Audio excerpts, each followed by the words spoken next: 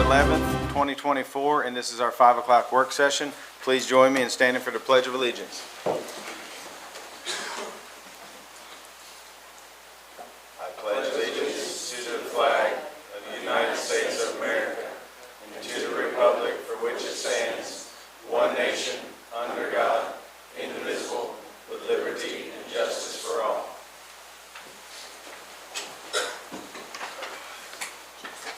I believe Mr. Pearl is with us. Oh, there he is. Hey, Charlie, how are you? Come on up. Thank you for being with us tonight. Hey, thank you.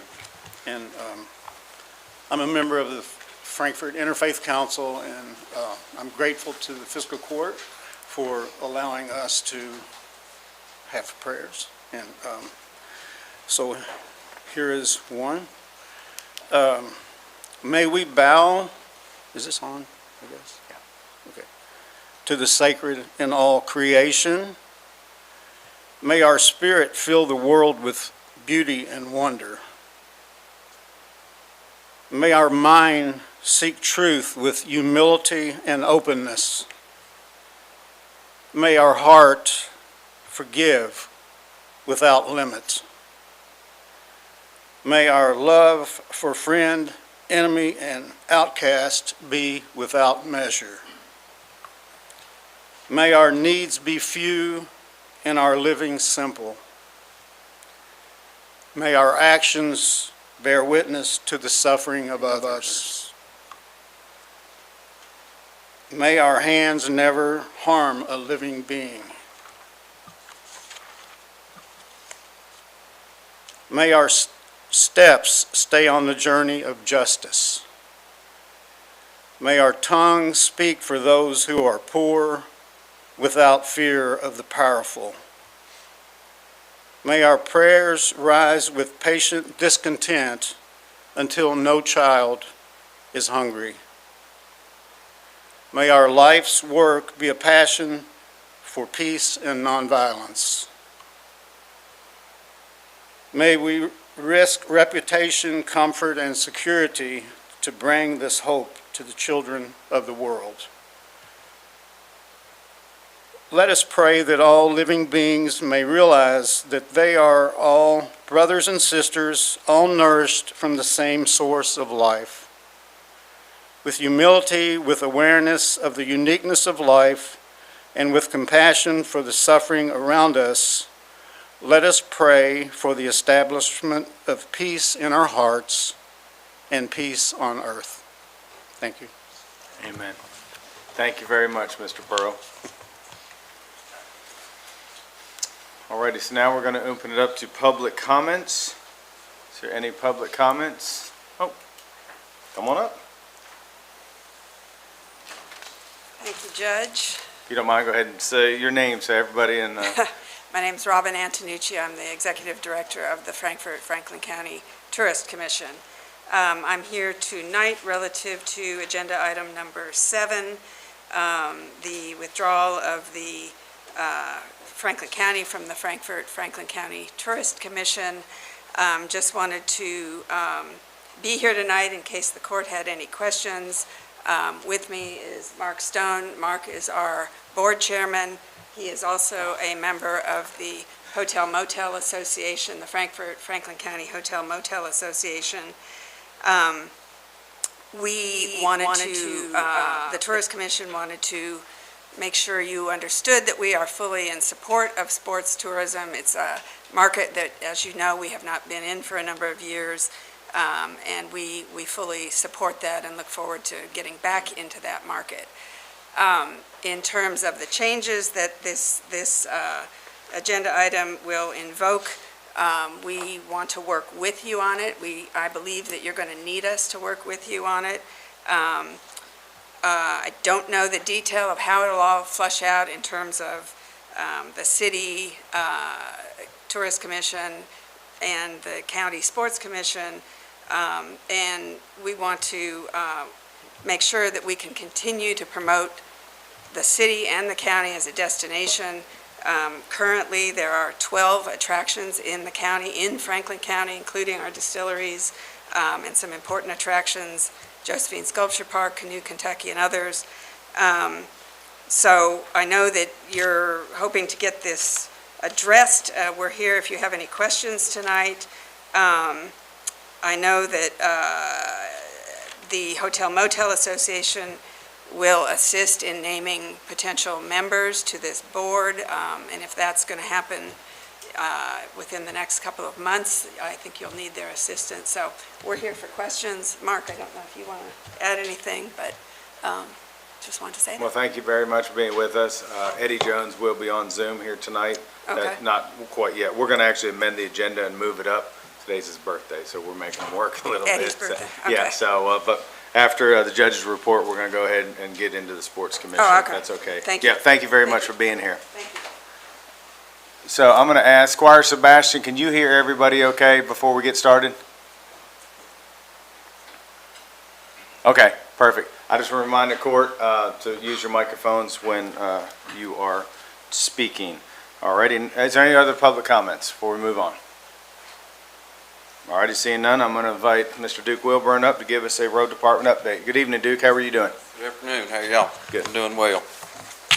I'd like to update the court on what the road crews have been up to last couple of weeks. Of course, we're still doing our leave pickup. We got about a little over a week left to do it, but it's slowing down quite a bit, so. And then we have running our grapple truck for limbs, and it's slowed down tremendously, so it's freeing us up to do some other work. Got a culvert crew out when we can. Got plenty of that work to do, culverts and ditching. And then last week or so, we've been hauling a bunch of the used compost stuff that's been up there for years, just trying to clean up a little bit, hauling it out to the landfill, and they're using it out there, so helps us and them as well. And that's about all I got on that end of it.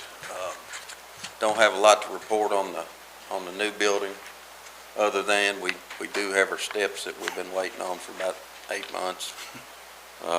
They're installed. They look good. So, waiting on the handrail now, and they talk like it'll be a couple of weeks, but we got some temporary stuff up there that'll suffice for now. And we're still waiting on the electric panel, but supposedly it has shipped. We just don't have a tracking number on it. It hasn't cleared customs yet, so hopefully that'll be happening the next day or so. That's all I got, unless you got some questions. Alrighty, thank you, Duke. Squire? You walked up the steps yet? I have. Okay, they work, okay. Yeah, they're awesome. Any other questions for Duke? So Duke, what about the timeline, just so we're here, because we know we're about wrapped up on the main building, and then they're going to move to the other existing building. Do you know, Yes, sir. first of the year, or? It's looking like maybe possibly the end of this month. It's all hinging on that electric panel. When it comes in, I think we're about, once it's in, we're probably a couple weeks out. Okay. So, So then everything will move out, or what you're decided to move out of the existing mechanic shop into the new one? right, we have got approval, by the way, from the inspector to go ahead and up on the mezzanine, put our shelving in and start moving some of our parts and things like that. So that'll help in the transition. We can start doing that actually tomorrow, so we'll probably start working on some of that. 2 or 3 guys. Alrighty, thank you very much for being with us tonight. Thank you. All right, and we'll go ahead. Judge's report, on December 4th, we had our Lakeview Park bid opening. We had a lot of interest, a lot of bidders. We're still working through those to see what's what and who bid what correctly and who didn't. On the 5th, we had a good Farmdale meeting. We're getting very close on being able to do that project that's been going on, seems like, for 15, 20 years, so we're getting very close on that project. That evening, my wife and I attended, and a lot of us in this room attended the Sheriff's Department. I'm gonna call it Christmas party / award ceremony. Very, very nice. Pass that on to everybody. They did a really cool thing this year. They gave awards away to like the school resource officers, to the courthouse people, but instead of, say, Deputy Depp and the sheriff picking the people, they had their colleagues pick them, and they all voted. So I thought that meant a lot more. So kudos to you guys. It was a wonderful event. On the 6th, attended the Focus on Race Relations holiday potluck. That was very nice, well attended also. Shout out on the 6th that evening. Attended the football game. Unfortunately, the Franklin County came up a little bit short, but I think they put on a heck of a game, and we should all be proud of them making the state tournament. On Saturday the 7th, I worked with the Cram the Cruiser. So it's for the food pantry, a really cool, there's some pictures there. I didn't realize Andrew had a couple pictures. Cram the Cruiser is a really cool thing they're doing for the food pantry. I think everyone realizes what the food pantry does for our community, and they all support all the other organizations. They work together. So this year, I believe they did Friday, State Police were in front of the Kroger, on both Krogers. And then Saturday was the Sheriff's Department, and then Sunday was the City Police. I'm assuming it's probably a little bit of a competition, so I haven't heard kind of who came out on top, but that was very nice, and it's good to see people in our community giving. You know, you can't judge a book by a cover, and some people would just walk by and not say a word, but then they'd come back out and they'd have a case or two of food, and it was really kind of made you feel good, especially around this time of the year, for the people that aren't as fortunate as a lot of us in this room. And then Saturday night we had the Christmas parade, and I'm happy to say there's our new road department grapple truck. So we had a grapple truck and one of our new, I think, single axle plow trucks in the parade. And I'm just proud to say that the entire court was there. We all walked it together. We all threw candy together. And it was a great evening. So I appreciate everybody on this court for coming out. And I love the new route. I thought it was really cool. The streets were packed. You know, before we could even start, people were coming around to finish. So it was a long parade, and there was people way behind us. So whoever put that on, kudos to them. And at this time, I want to go ahead and introduce our new grant writer. So I believe Belinda's hanging out over there, hiding, or whatever. You want to come to the podium and introduce yourself for a minute? Sure. Or however long you want to take. Thank you, Judge. I'm Belinda Demas. I'm the new grant writer. I spent most of my career in county government, first with Jefferson County before merger, and then I moved to Oldham County for the past 16 years. And I'm very appreciative of the opportunity to have the next phase here with Franklin County. I really appreciate it. And I'm just looking forward to working with everybody. Thank you very much. Welcome. Alrighty, let's end my judge's report. If it's okay with everybody, we're going to go ahead and move the, is Eddie on? Jack, you know if Eddie's on? He's here, I believe. We're going to go ahead and move 7 on up. Eddie, you with us? I am. Before we start, I want to say happy 60th birthday to Mr. Eddie Jones down in Paducah.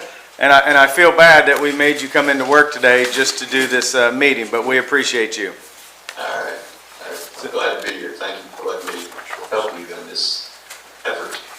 So Can you hear me okay? Yeah, we can. Thank you very much. So this has been a couple-year thing. It seems like a couple years. We've been working with Eddie and his firm on creating a sports commission. I appreciate Robin Antonucci and Max Stone being here with us. This has been a long process. You know, I think it's a good sign. Our community is growing.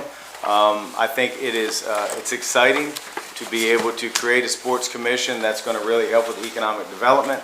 And Eddie has spent probably the last year working with the city attorneys on tweaking this agreement and making sure that everybody is good.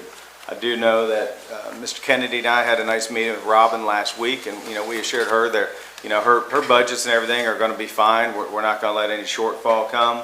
I know right now we have a 2% going to the grand. We will continue to make that bond payment. But at this time, I'm going to go ahead and let Eddie kind of take it over, and then this will just probably be a great discussion tonight. So Eddie, again, happy birthday, welcome, and I'm going to let you take it. Okay, great. So I haven't seen your agenda, but I know that you have 2 ordinances on your agenda. The first ordinance essentially creates a new, what we call CVB, Convention Visitors Bureau. That is an entity that is allowed by both counties and cities to form such an entity for the purpose of promoting tourism in your community. right now you have a joint CDB with your city and your county. In this instance, this ordinance will be that first step toward, instead of having one joint, you'll have two. The county will have one and the city will have one. And it's my understanding that the county, we've got an interlocal agreement that is following these two ordinances. The county is going to then ask its CVB to focus on sports tourism. And the city is going to ask its CVB to continue to work and focus on promoting the community, including the county, from an advertising standpoint. So the CVBs will look a lot alike, but you'll have to have two commissions, two boards, essentially. There'll be 7 persons on this new CVB board. As was Rich mentioned earlier, that board is required by statute to be made up of certain individuals within your community. For example, 3 of the 7 have to be, as a matter of law, have to be associated with the hotel industry. 1 of the 7 has to be, as a matter of law, associated with the restaurant industry. And then 1 of the 7 is picked from some nominees that will be submitted by your Chamber of Commerce. And then 2 will be those that you approve that have been nominated by your county judge. So then the second ordinance that's on your agenda tonight then causes the revenue plan for essentially the hotel tax to match up with our new framework. Our existing ordinance in that matches up to when we only had a joint CVP. So this new one will match up to where you've got to all of the funds that are collected from this have to be turned over. They can be collected by the county treasurer, but they have to be turned over to this CVB, the county CVB.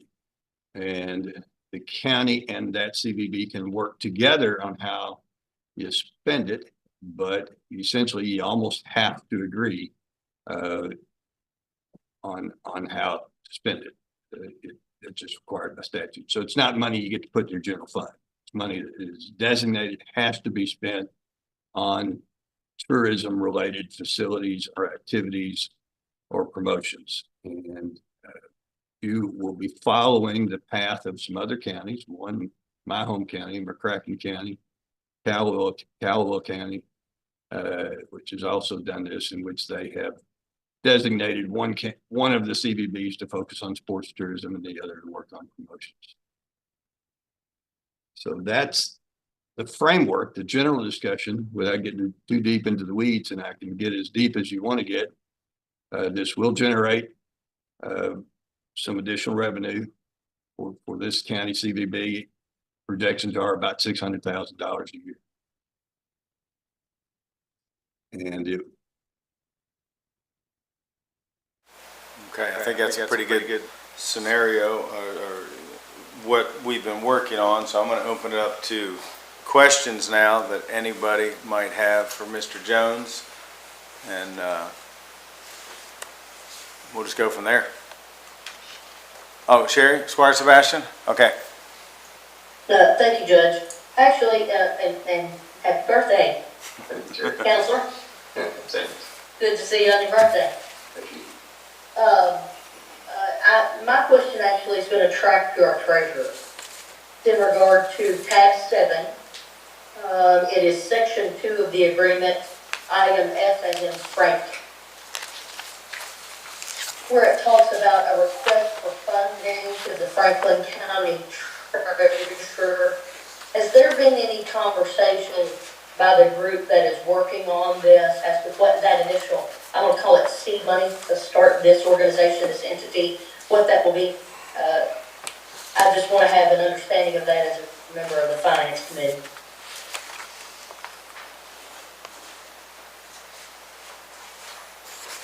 Do you want Amy to answer that? Is that what you asked, Squire? Whomever's most appropriate, my presumption may be our treasurer, but perhaps someone else Okay. can step into the fray on that. Yep. So I may have to rely on Mr. Jones on that. Is the question seed money to start? My understanding Yes. it would be the money generated from this tax. So no seed money from the county? That's correct. No money from the county, only from the tax, correct? There, in the two ordinances that I have prepared, there is no seed money. And I wasn't quite sure, were you referring to a particular paragraph from the ordinances? I am. It's section 2, item F, and then it lists the KRS statute, and it goes ahead and talks about preparing a proposed budget. Then it says the Tourism Commission shall submit a proposed annual budget and request for funding to the Franklin County Treasurer on or before. So I wasn't clear if that meant that there was going to be a seed money request. If that indicates that gives me some indication there's going to be a request for initial funding before things kick in. Perhaps not. Just trying to make sure I understand it. Yeah, it's certainly possible. It is something that we've added that is a little, so most of this framework is from the statutory guidelines. I did add that because I think it, as you all know, I serve on Fiscal Court here in McCracken County, so I helped draft the one here in McCracken County, and I wanted to have some oversight and require the Sports Tourism Commission to at least come to the Fiscal Court once a year and explain their budget. Because while I can't, as a commissioner, tell them how to spend their money without everybody agreement, I could vote to not charge the tax, right? So that's why I put that in there. And so I think it's a good, healthy relationship to have that sort of public exposure to once a year. Everybody's going to hear about the budget. Thank you. Yeah, and I guess there would be an opportunity for them to ask for additional money, but there's been no present plans for that. May I ask a follow-up, Judge? Yeah, that'd be fine. Go ahead, Squire. Counselor, you may not know this, but you could speak to it perhaps just from your home community. Your home community has never come to, or has possibly come to the fiscal court for funding. It's all been generated by the tax revenue, all the funding at this point. If you could just elaborate on that a little bit, that might ease the concerns maybe of some of the members of the court. Thank you so much. Okay, I'll respond to that just from the experience that we've had. So we took this step that you're being asked to take tonight. We took it about 5 years ago. And I think the county judge and the fiscal court were careful in who they appointed because we knew what we wanted when we did it. And we knew we didn't want to incur, long-term liability with additional employees, that we wanted to create additional revenue that could potentially go toward a bond payment for construction of new facilities. So we were careful on who we put in. And, we are now under construction as we speak. It took us 5 years from that point to get to the point where we turned the shovel, but we have turned the shovel. And during that 5 years, I'm proud to say that our Sports Tourism Commission did not spend the money on anything other than what we wanted to do. And in fact, I think there's probably $2.5 million in the bank. We have a few more hotels than you guys have. So, that's what generates the money.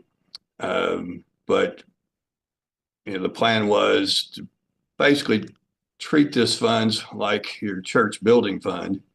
Let's put it back until we know what we're going to build and then apply it toward the building of something. And so that's what we've done. And I think that's what I hope my answer is answering your questions.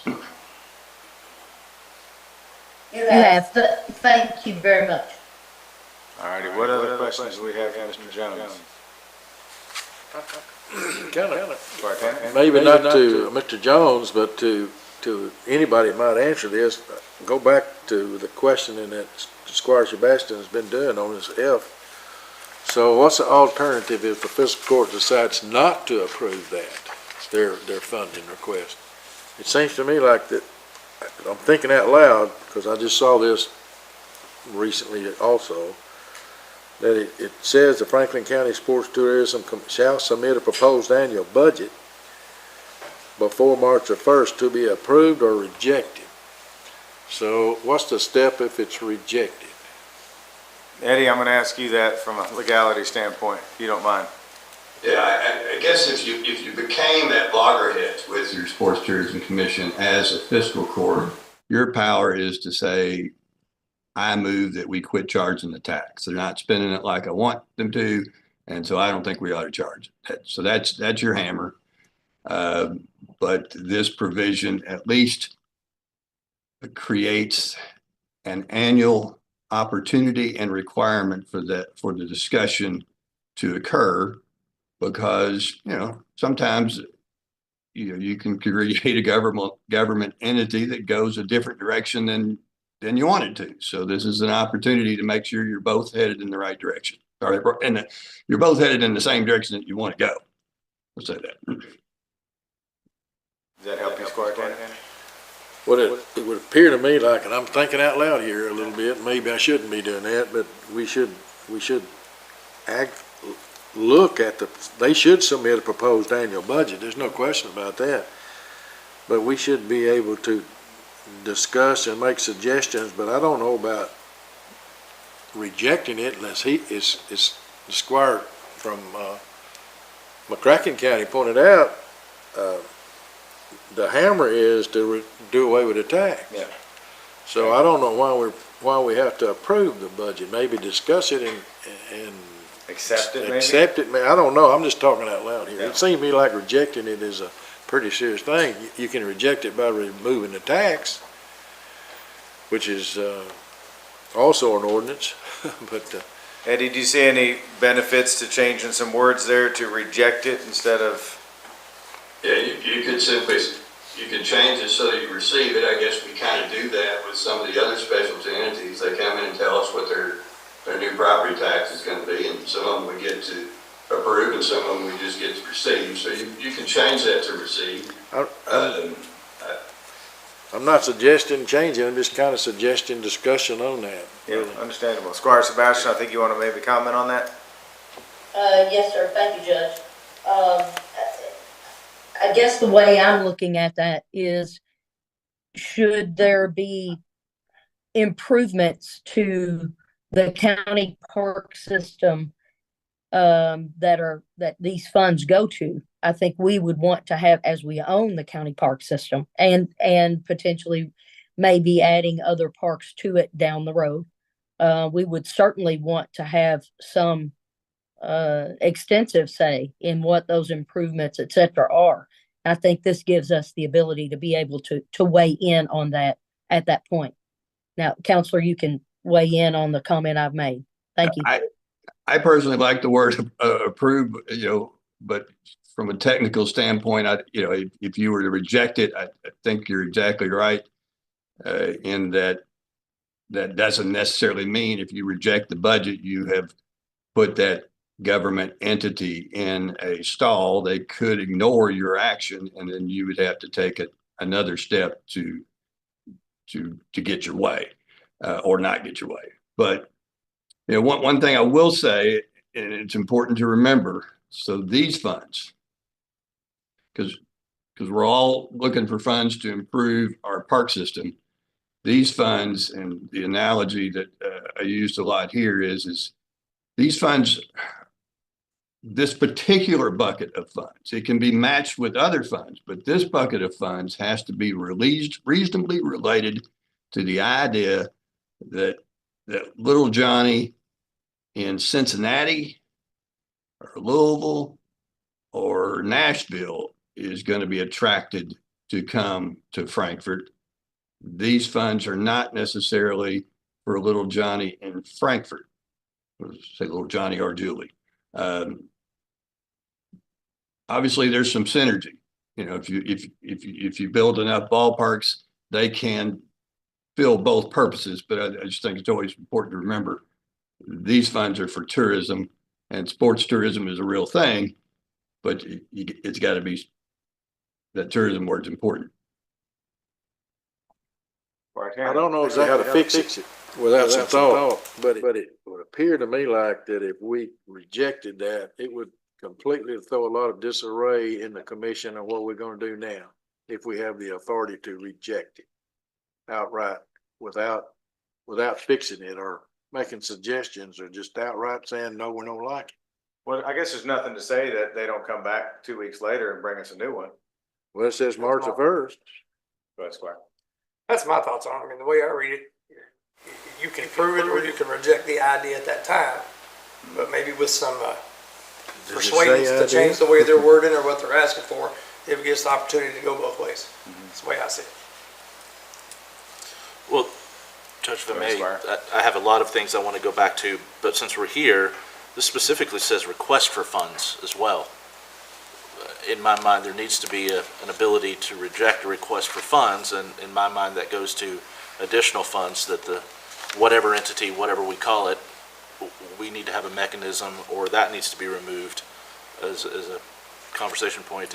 As has already been brought up, is this going to be a mechanism so that an entity exists outside of us to use funds and solicit other donations and ask for matching funds from us to create whatever they want or what we want, and how does that work together? But it says a request for funds and a budget. Eddie, thoughts on that? This is kind of your world. I'm gonna keep leaning on you. Yeah, it's okay. You know, obviously any entity, I mean, it gives them a designated time if they were to say, hey, we need some more money, or whatever. This, you could either say yes or no. There's no requirement that you contribute more money.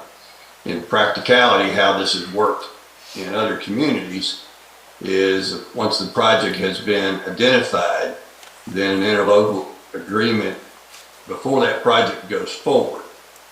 Another interlocal agreement is written between the Fiscal Court and the CVB and says, here's how we're going to use this money. And so our experience in our county has been we agreed to move forward with the project construction of some new soccer fields that we feel like will be used by both the local children and children from other communities who will come to our community.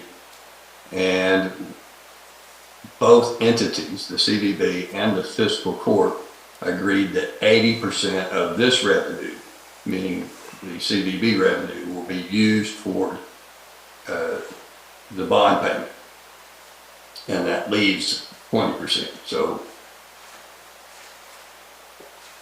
I don't know that I'm exactly being responsive to your request, other than to say I don't think I'd get hung up on the fact that at the same time that we've suggested they approve the budget, that's also a time when they could say, and by the way, we'd like to have some more. I think you could say, we approve your budget, but we deny your request for additional funding. We're not ready for that. So Eddie, just so I'm gonna call on a couple matches here, but just so I get this clear. So let's, if these two pass next meeting, there's another step of agreements between us and once the organization is formed. Is that correct? There's another contract. Right. So Interlocal. Yeah. So step one is create your own, withdraw from the joint, create your new entity. Step two is create your revenue plan so that it matches your new structure. Then we have step three, which is an interlocal agreement with the city as to how we're going to use some of that revenue that we got in the next ordinance that we haven't quite talked about yet. And step four would be once you and your Sports Tourism Commission have developed the plan of what you're going to do, you would have another interlocal agreement that spells that out. Okay. Squire Tanner is the end of. I had a suggestion to change for discussion to, on the second line there, approve a proposed budget and consider a request for funds from the county rather than all or nothing. Eddie, what are your thoughts on that? Wouldn't hurt a thing to add that. Okay. Squire Wisdom, you have a hand up Judge, here. can you, so I've heard a lot of talk in the hallways of this place about this idea, and I think some of the committees have worked on it, but in the full name of transparency, this is the first time to my memory that this body is even considering this to give a directive to say, yeah, we're in, or no, even though we have contracts already in front of us and ordinances. Can you walk us through the process of where this developed and how we got here and who's been working on it so far? And I'm assuming tourism has had some input so far, but. So this probably started, JW, you might be able to have Squire Blackburn help me with this, 2-3 years ago? 4, yeah. So it's been talked about for a while. I think we've all worked together trying to create a park system that everybody can be proud of, quality of life and things like that. We had talked about, I believe we met Eddie, I don't know how many years ago, because he was the original one to create this down in McCracken County. So that's where it all kind of started, and then it's just been kind of ongoing ever since. We've spent a lot of time, probably, Robin, we've met some, not a whole lot. I know Eddie's been meeting with the city a lot, their attorneys, as far as to make sure everybody's good moving forward as we grow this. So that's kind of where it came and is headed. Squire Blackburn, you have any other comments? Well, when we did our Microphone, please. Sorry. when we did our comprehensive park plan, it identified a lot of things, a lot of areas, and a lot of amenities that our community wanted. And being a member of the court, we had to figure out a way to fund these things. And I've always been a proponent of not raising taxes, and there's been other folks more clever than myself that have done this in other communities. And, correct me if I'm wrong, Eddie, but I think when you all started, you had maybe 4 or 5 hotels, and now you have about 12. Well, we are building new hotels, but we had a few more hotels. We had about 2,000 hotel rooms in McCracken County. And I can't explain why we had that many hotel rooms, except to say that I think we're just a good spot to stop when you're on your way somewhere south. And we don't have that magic tourism. I don't think anyone stops at Paducah to spend time at the lake. They probably go on to the lake, but we've got more hotels than you do. The nice thing about this revenue is, and I've had this speech several times when people say, "Well, you raise taxes." I'm like, "Well, yeah, but did you rent a room in McCracken County? No. Well, then you didn't pay the tax. This is the tax that will be very unlikely that anyone in Franklin County is going to pay this revenue, and they're already paying to a certain degree anyway." And I wanted to expand on that. I know when we had talked about it, and we've met with you at conferences and other things. I know the park committee has talked about it. It's been an ongoing thing for years. But and that was a question that a lot of people posed to me because they knew I was on the committee.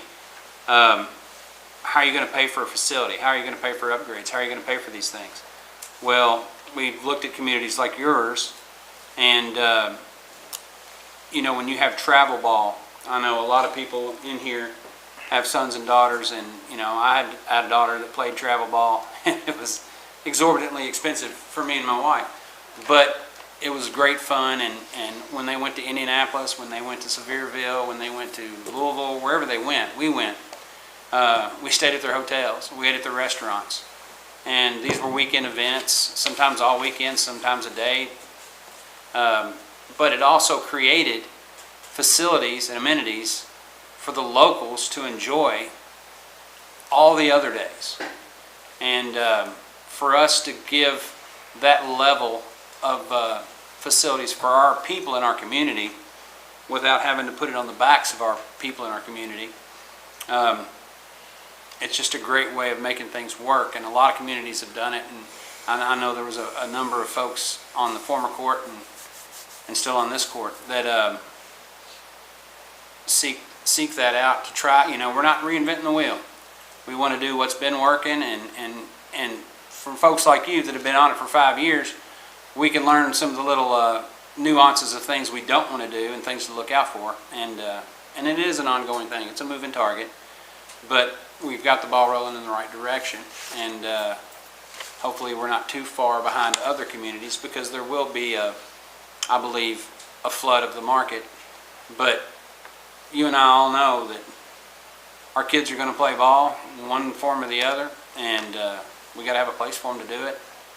And that creates other opportunities, other sports. It creates revenue that we can push towards what we really want and need in our community. Yeah, I think you're right. It really is. It's a culture shift. I mean, I'm 60 today. When I was 10 years old, I don't think my dad ever even came to my ball game, let alone take me to a city to play. But today's culture is, it involves parents traveling with their children. And our very first project that we did, we had a very big building that had essentially been built for a one-week quilt show that was big, 28-foot ceiling, had enough room for 4 basketball courts and 8 volleyball courts if we designed the court system right. We spent $600,000 on this existing building, which was essentially only used 1-2 weeks of the year, and we put sports courts in those things. And now that building is used, I don't want to just exaggerate. The last time I checked, it was booked 6 months in advance. And there was something being used every weekend. Not all of that was sports tourism, but a lot of it was sports tourism. It's been, I think, fair to say, wildly successful in that project. We've now moved on to, now we're going to build multiple, I say soccer fields, or actually fields that can be used for either soccer or baseball.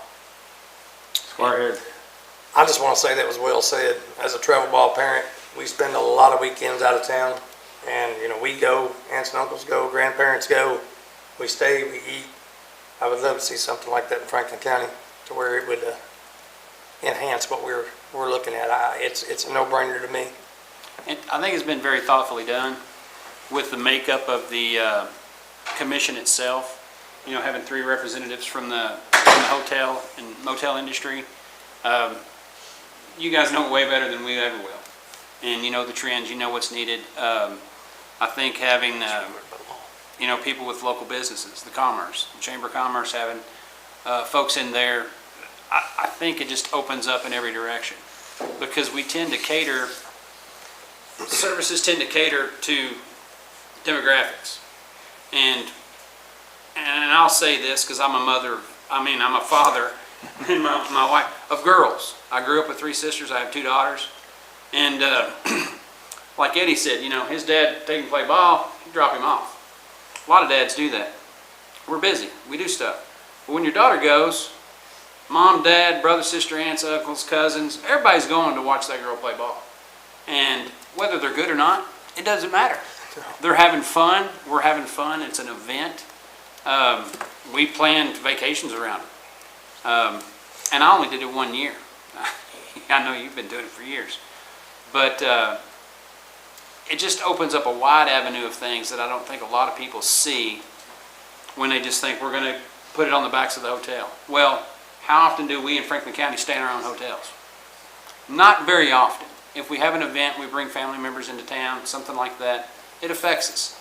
But if you have a tournament, a 3-day tournament or a 2-day tournament, and you're bringing in 40 ball teams, and they've got their parents, aunts, uncles, cousins, they're going to, if they got to pay 1% more on a hotel room in Franklin County, and well, maybe it's 1% less in Georgetown, they're not going to drive 25, 30 minutes to save 1%. They're coming here, they're staying here, they're taking their kid as close as they can, and they're going to eat at the restaurants, and I mean, I've seen it.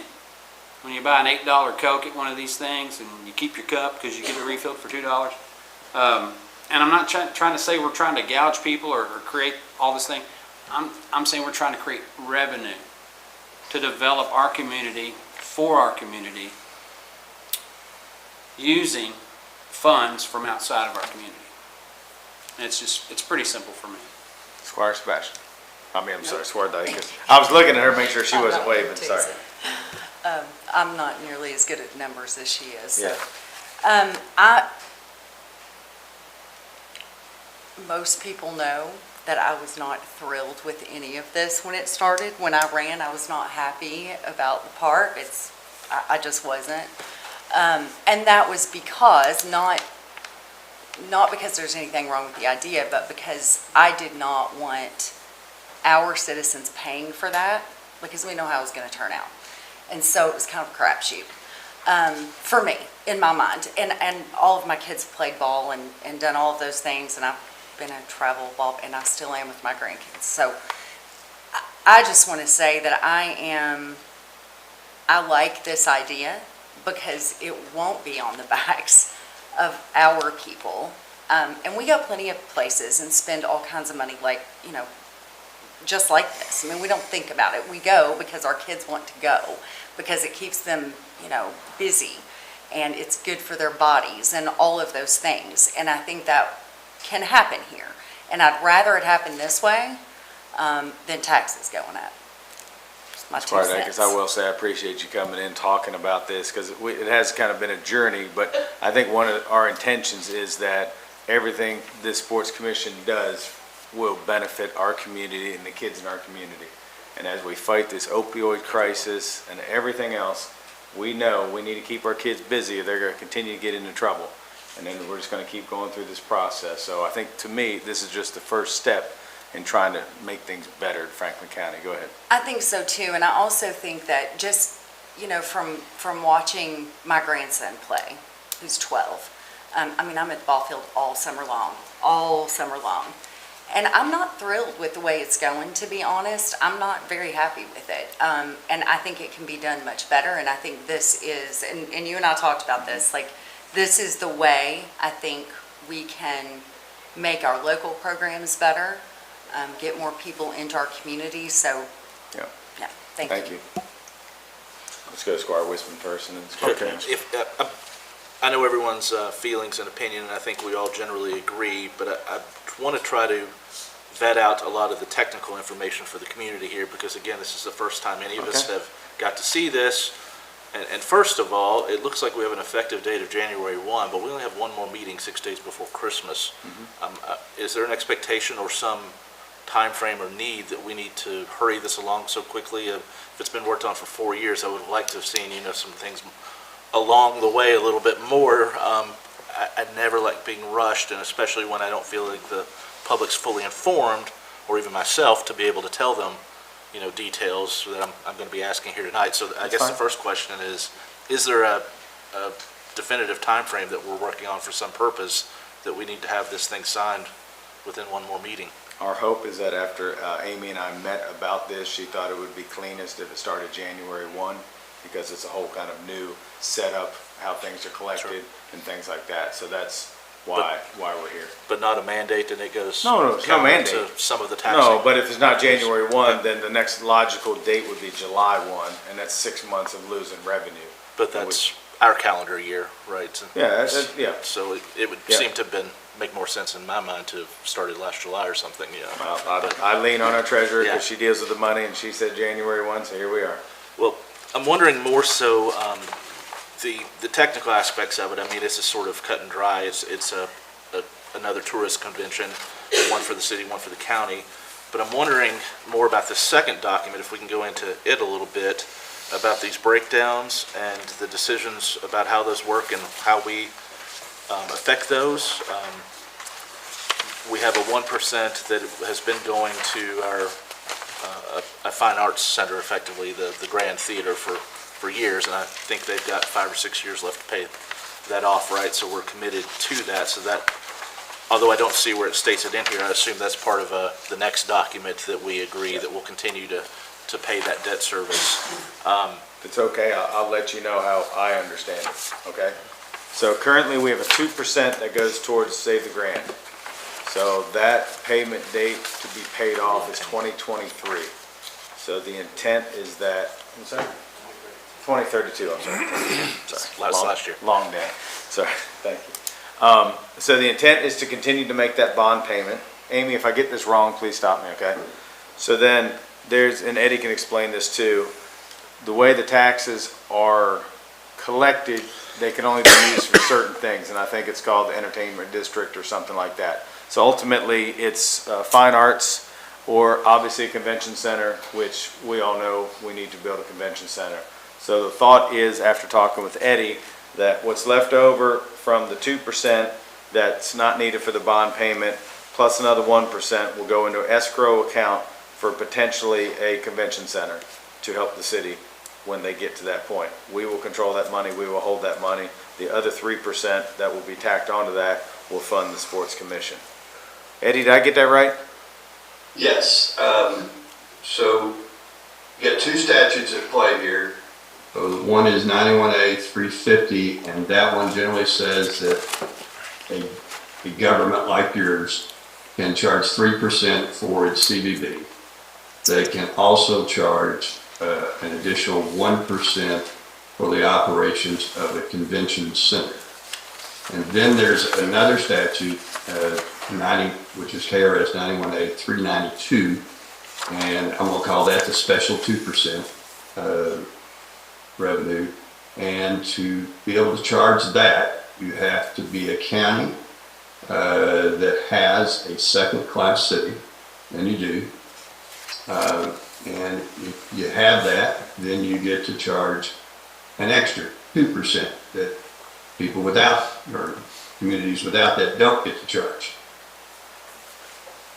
Restrictions on that 2% are that's to be used to pay for debt, and if you no longer have debt, you got to quit charging the tax.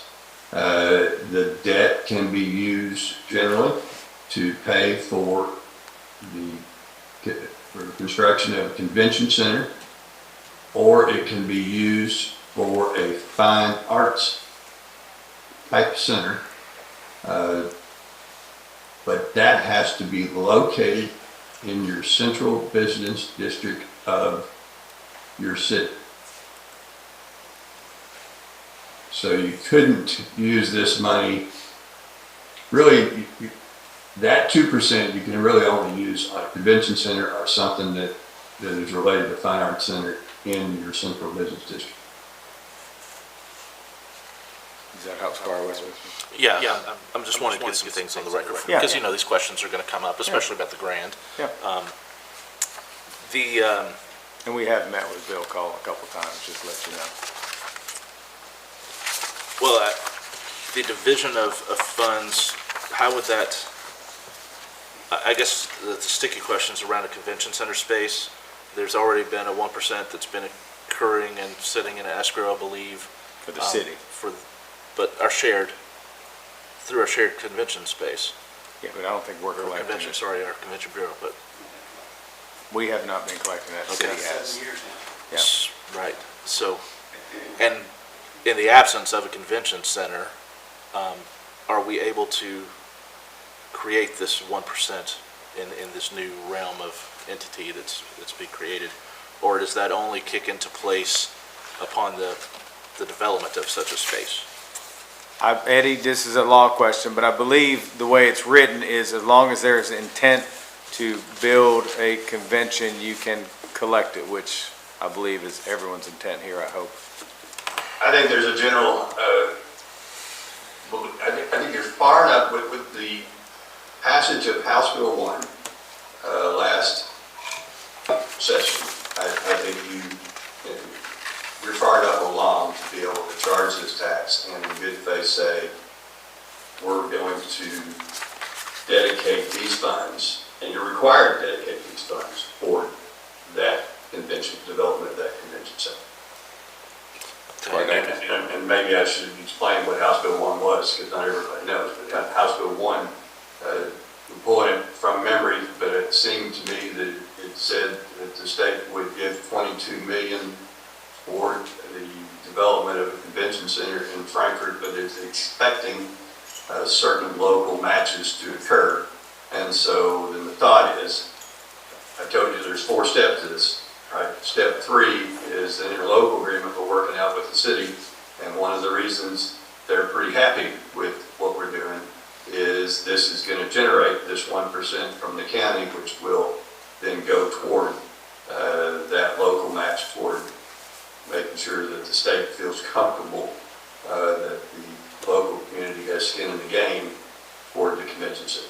Okay, that's where I'm getting to. Yeah. So because it says the convention center, the 1% would be designated by the Franklin County Fiscal Court, and then it has something else here about our designation and a blank space to what that is. And we've had some discussion about convention center space being built out at Lakeview versus downtown, and some back and forth with all of that. So is this contractually obligating us to a facility, a decision of a facility and where that's going to go or what that's going to be at the beginning here? It has to be in the central It business. has to be in the central Has to be business downtown. district. which is downtown. Judge, can Yeah, I? I'm sorry, go I ahead. think, and correct me if I'm wrong, because this is new to me, because I Yeah. haven't been on the park committee, but I believe when we had our finance committee meeting too, that this money has to go into an escrow account, correct? It cannot go anywhere else. Correct. It is going to sit in that escrow account, correct? In our possession. Right, in our possession. Yeah. So I just wanted to make sure, I want people Yeah. to know that it can't just go somewhere else. Like Yeah. it has to sit in this escrow account. There are lots of rules around escrow accounts. To be used for that reason. Exactly. Well, and the obvious other legal question is, if we never build that, obviously we've got a commitment from the state at this point, but if that never gets built, what are the options for those funds to be used or halted at some point in the line? Can we just collect that 1% for 25 years? Or, I'm just asking, why we have an attorney? No, that's a valid question. So Eddie, yeah, let's say hypothetically something never happens, like what happens with that money? I think the safe answer to that would be is you would hold that in escrow in perpetuity until something did happen. I don't think you could ever, with any legal authority, come back in and say, well, we're just not going to happen. Squire Sebastian, do you have your hand up? Okay, go ahead. Sorry, it's hard for me to see. Thank you, Judge. I had phoned in some questions, earlier in the week, and it's in regard to tab 6. I don't know, I'm just trying to make sure that these things are cleaned up. And they may be laying on my desk, I don't know. In the first whereas clause, Council, the very last line of that first whereas clause for tab 6, which is, the ordinance repealing ordinance 11.2022, establishing an updated detailed pronouncement of the comprehensive procedures for the collection, disbursement, and enforcement of a transient room tax, just so you know what document we're looking at. Do you have it? Yeah, you're speaking to me, right? Yes, sir. Yeah, I think what I sent to you had a blank there because I didn't know what ordinance we were going to actually be repealing. Okay.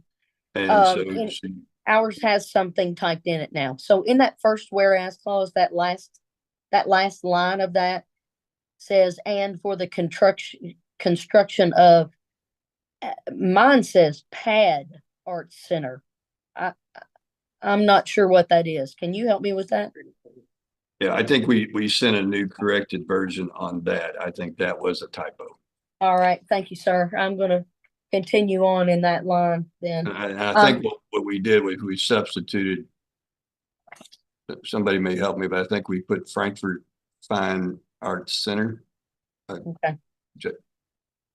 The packet that I have with me probably doesn't have those corrections. I've asked some questions about this earlier and did not get before the meeting a final response. So just Yeah, I've got it in front of me. We changed it to say for the construction of Frankfurt Art Centers.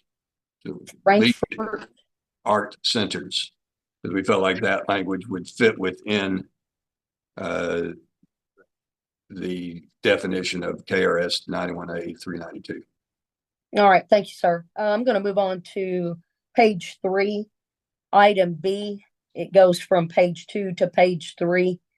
The next to last line, which begins with the word construction or operation of a governmental or nonprofit convention center. Here on my copy says of Fine Arts Center. I'm wondering, is that supposed to say or there? All right, I see, I heard page 3. Yes, sir. What section? It's item B under section 2. It's section 2B. At the top of the page, Okay, the line begins with construction or operation of a governmental or nonprofit convention center. And then my copy says of Fine Arts Center. I'm wondering if that's supposed to be an or there. I think it should be an or. Yes, I see it. All right, thank you, sir. I'm going to go on to item C on page 3. The next to last line, which begins with and paying the operating expense of a convention center designated by the, I'm going to advocate strongly that that's a Franklin County Fiscal Court.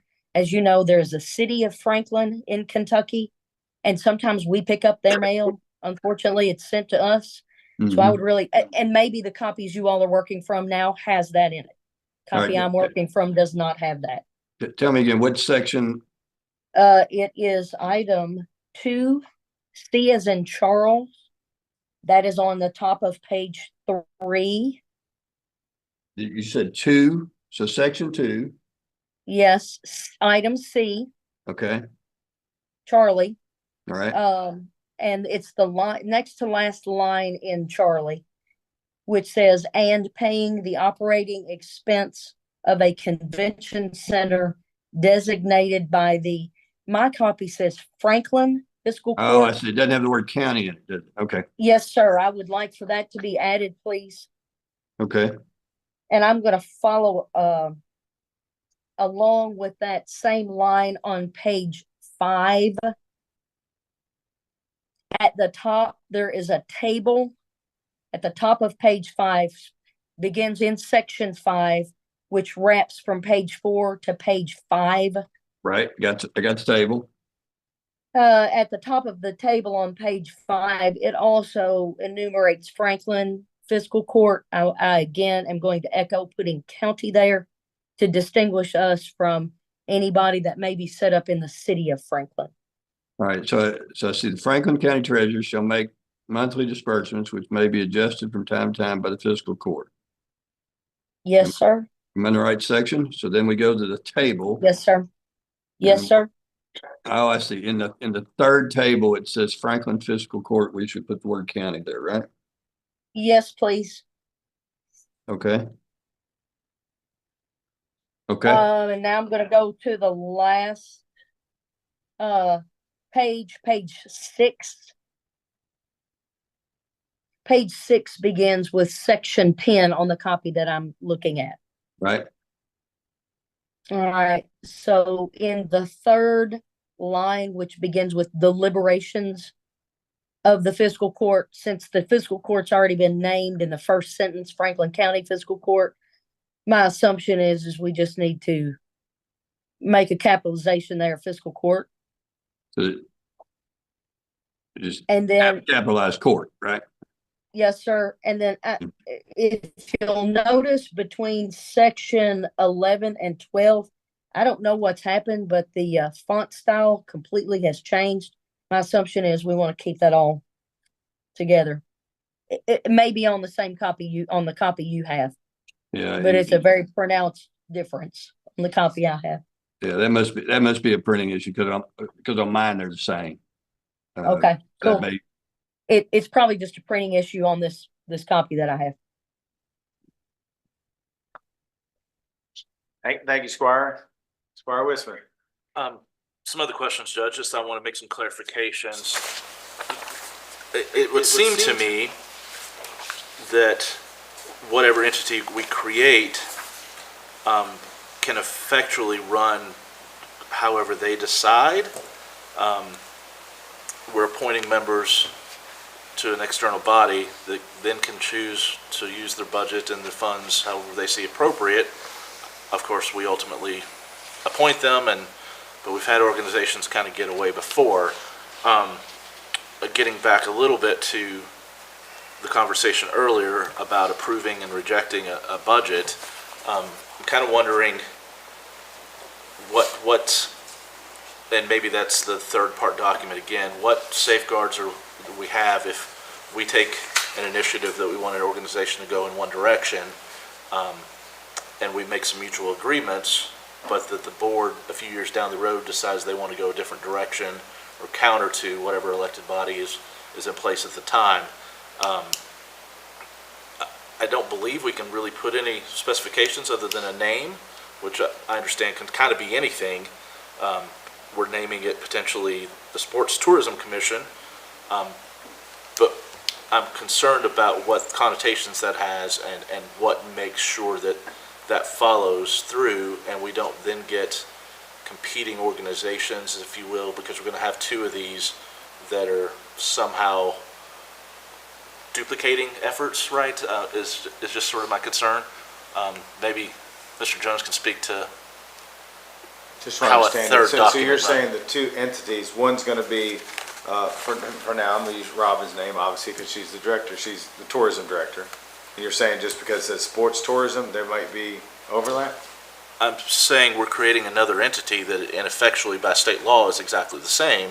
We're asking them to follow one path, but ultimately they have funds and a board of directors that are going to be making those decisions on their own, outside of what we decide we want to see done, except for the one clause that states that we'll review and approve their budget. Is that part of maybe the next document that we need to come along, sort of our MOU with the city about what roles each entity is going to take on? And there's more language in that, because what I'm seeing here is beyond a name is not specified at all. Eddie, can you help answer that question, please?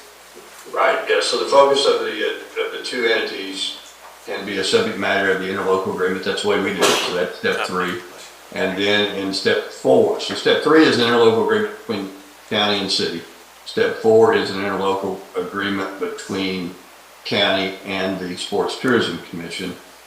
And in all likelihood, if you ever borrow money, and if you ever sell bonds, there's going to be a bonding agreement, right? And it'll get tied up by the bond council. So there'll be a 5th agreement down the road. And that's the one that really steers us right. But you identify the issue correctly. You can't, nobody has the power tonight, even a majority of you, they don't have the power to rewrite the statute. And, all you can do is try and steer the ship, point it in the right direction. But if 10 years from now, a majority of the Sports Tourism Commission wanted, provided their revenue is not encumbered by bond council, they could go a different route. And then a majority of the fiscal court could either say, well, we love that. We don't like what they continue to go. Or they could say, well, we don't like that idea, so we're gonna throw a fit. And one of the ways you can throw a fit is by, deciding you don't want to charge tax anymore. Hasn't really been a problem, to my knowledge, all of these organizations have really got along very well. I mean, I followed litigation for 35 years. Hadn't been a big fight between CBBs and cities and counties. Frankfurt's always the exception. I said, yeah, but I agree with you that possibility is there, and I don't know how to eliminate that possibility. One of those things where you say, well, elections and nominations have consequences, correct? What is the mechanism, I suppose, that, my mind is kind of coming to? We're going to have two entities that are effectually doing a lot of the same things, overlapping equipment, staffing needs, etc. And my mind immediately goes to a water district here locally that shares office space, staff, equipment, even though they have separate boards and they convene one and recess and convene the other, even though they're the same members, they operate in that manner. I'm sort of thinking there could be a lot of overlap, or do these have to be somehow I'm just thinking through a lot of pit holes, right? I always say my job is to punch holes and look for the leaks. And Yeah, and that's why I think these initial appointments are pretty important, as in you're gonna put on the board, you know. I had the same concern you had, and I was sitting there as a commissioner. How do I make sure that we don't, do all this and 2 years later, we've got 4 employees doing the same thing that these 4 employees do. And all I can tell you is that through the exercise of that concern and the right appointments, that our Sports Tourism Commission has never rented any space. It's never paid any employees. It has a lawyer and it has an architect. And it's worked. But can I tell you, was there the possibility that it would go a different route? Certainly. And there were some proposals right away. I mean, there were, immediately, somebody said, hey, I got a friend that would be a great executive director of this new entity.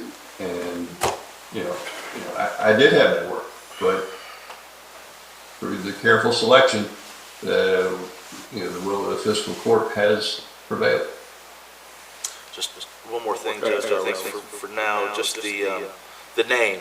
It's been picked here, the Franklin County Tourism Commission, sorry. Pretty original, huh? Well, my immediate thought is, and I have some other questions I'd like maybe Robin to answer in the next bit here, but my immediate thought is, okay, we're throwing all our eggs into a sports tourism basket, and my main focus throughout, Schweitzer and the Elkhorn Creek and Bald Knob and the Benson Creek and some of this outdoor adventure sports tourism is going to get left behind. How do we talk about that diversification, and maybe that's part of the future conversations too, but I want the public, to be very well informed that how we're going to manage all of those aspects, and that we're not throwing everything else away to save for 5 years and come up with a plan down the road that is just going to be focused on, quite frankly, whatever a small group of people decide is the most attractive sport at that time. Yeah.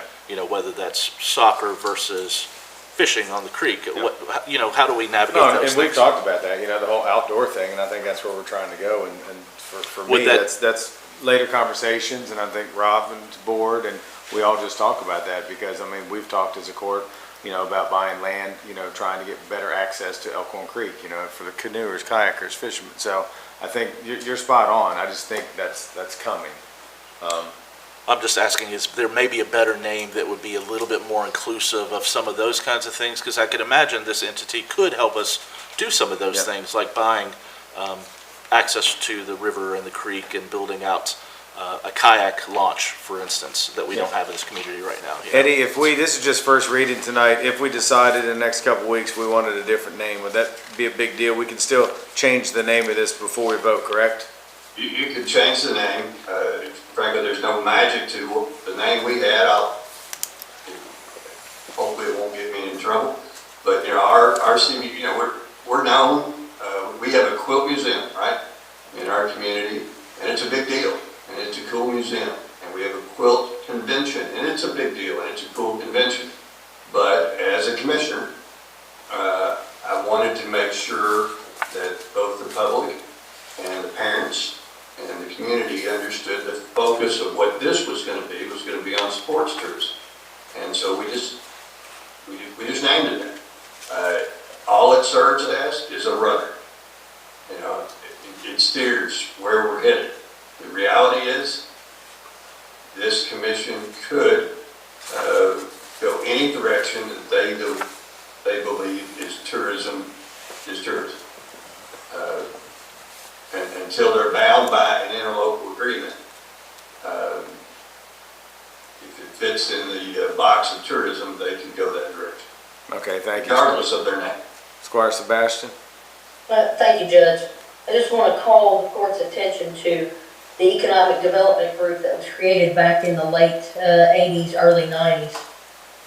Capital Community Economic and Industrial Development Authority. That has been renamed to KCDC. So we have a history of creating things with one name and then at some later point coming back and renaming them whether that was at the time to be done to shorten the name, whether it was to maybe refocus some synergy. So I think that can be something that's on the table consistently to make sure that it is appropriate of all of the entities that it will be funding going forward. Again, I think this is a first reading, so, we can give some attention to that when it is, if another clear purpose comes to the fray. Thank you. Thank you, Squire. Squire Blackburn. I just want to say, this is the first step. Yeah. And you asked earlier, Squire Westman, why's the rush now? To be honest with you, I wish this was done 3 years ago. This has been in the works that long. And as far as the sports, you say sports. There's motorsports. Bass fishing's a sport.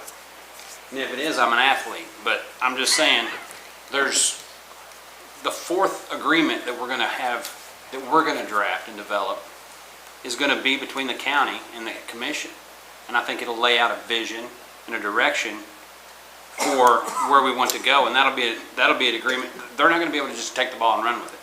We've got steps of agreements that all those questions that you did bring up, I don't think there are holes that are in this agreement. Those are slots that need to be filled in the following agreements. So we're only at the beginning, and everything you said tonight needs to be addressed in those agreements. Squire. I'm just looking back at the name. I mean, it doesn't matter where I travel to, if it's wherever. If I'm going fishing, I'm going fishing. If I'm going kayaking, I'm going kayaking. If I'm playing volleyball or baseball, I know that's where I'm going. If it's in Franklin County, I would expect it to be, Franklin County Sports Tourism. That, to me, that makes sense. That's my opinion, but I see Squire Whiston's I point, totally because it's all understand about the outdoor I experience totally and things like understand that, that, so there needs to be, and I do think we'll get there. Well, I'm just trying to Yeah. put this out before the public. Again, Yeah. this is the first time we've seen it, it's the first time Yeah. we've got to ask the questions publicly. Yep. And I want our constituents to fully understand that we're not doing one very minute thing and forgiving everything Yeah. else. It's a broad swipe. Yeah, we've Yeah. got still a long way Yeah. to go, and It creates opportunity for everything. everything's for the benefit of the county. Squire Tanner. I don't want to jump in too much here, because I think we pretty much went around the horn. But I don't understand why the name of anything would limit it to what it could do or not do, because as Mr. Jones pointed out, that's going to be based by the KRS. It's pretty much going to decide what you can do. Yeah. It ain't got anything to do with the name. I may be right, I can understand the perception of the name. I think it's all a understand great it. conversation. Yep.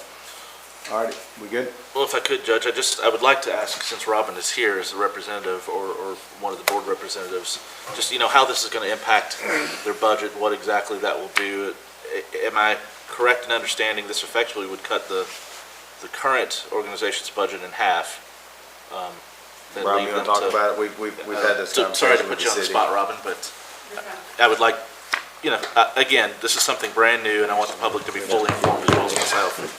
Sure, thank you. The fiscal year 2024 county transient room tax that was received by the Franklin County Tourist Commission was about $295,000. So over the course of the years that I've had this job, beginning in 2017, that has changed over the years. It's increased, except for COVID, obviously. So without anything happening besides the two things that I believe are on your agenda, it would be a $295,000 or more hit to our budget. I've been told we're going to keep the upcoming Frankfurt Tourist Commission whole.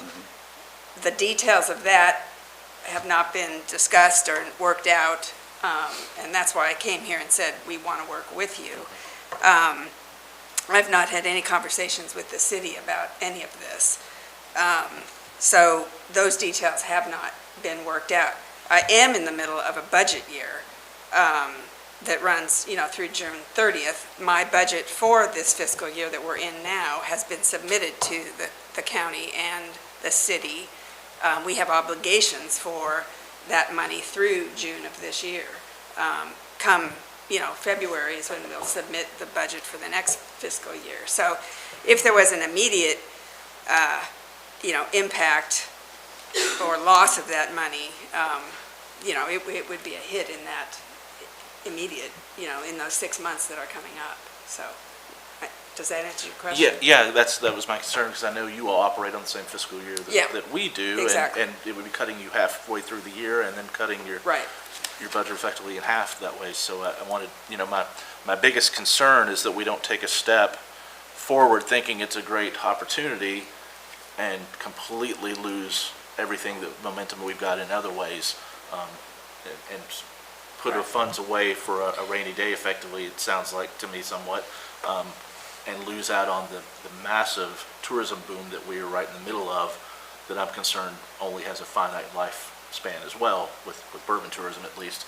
We will need to throw all of our eggs, if you will, at what's hot right now, with opening of a couple new hotels, and not shortcut any opportunity there. So I'm just anxious about how that was going to I think the key is going to be defining how we are kept whole, how that money, whatever the amount is, in that neighborhood of what we project to be collected from the estimates we made prior to the beginning of this fiscal year.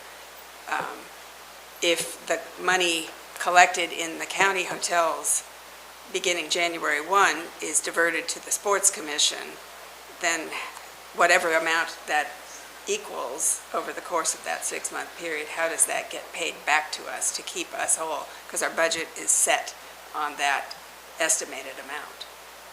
So that hasn't been worked out. You want to talk about that a little bit, because I know you've met with the city a bunch about that. Yeah, and I'll tell you that these ordinances Don't address that, and that is still an item to be addressed. Just to be frank, one of the differences between Franklin County and McCracken County is in McCracken County we had the benefit of most of the hotels were in the city, and therefore they were also in the county. Whereas opposed in Franklin County, there are a number of hotels that are in the county but not in the city. So there is there's a difference between the income, and so Robin makes a true statement that there is without some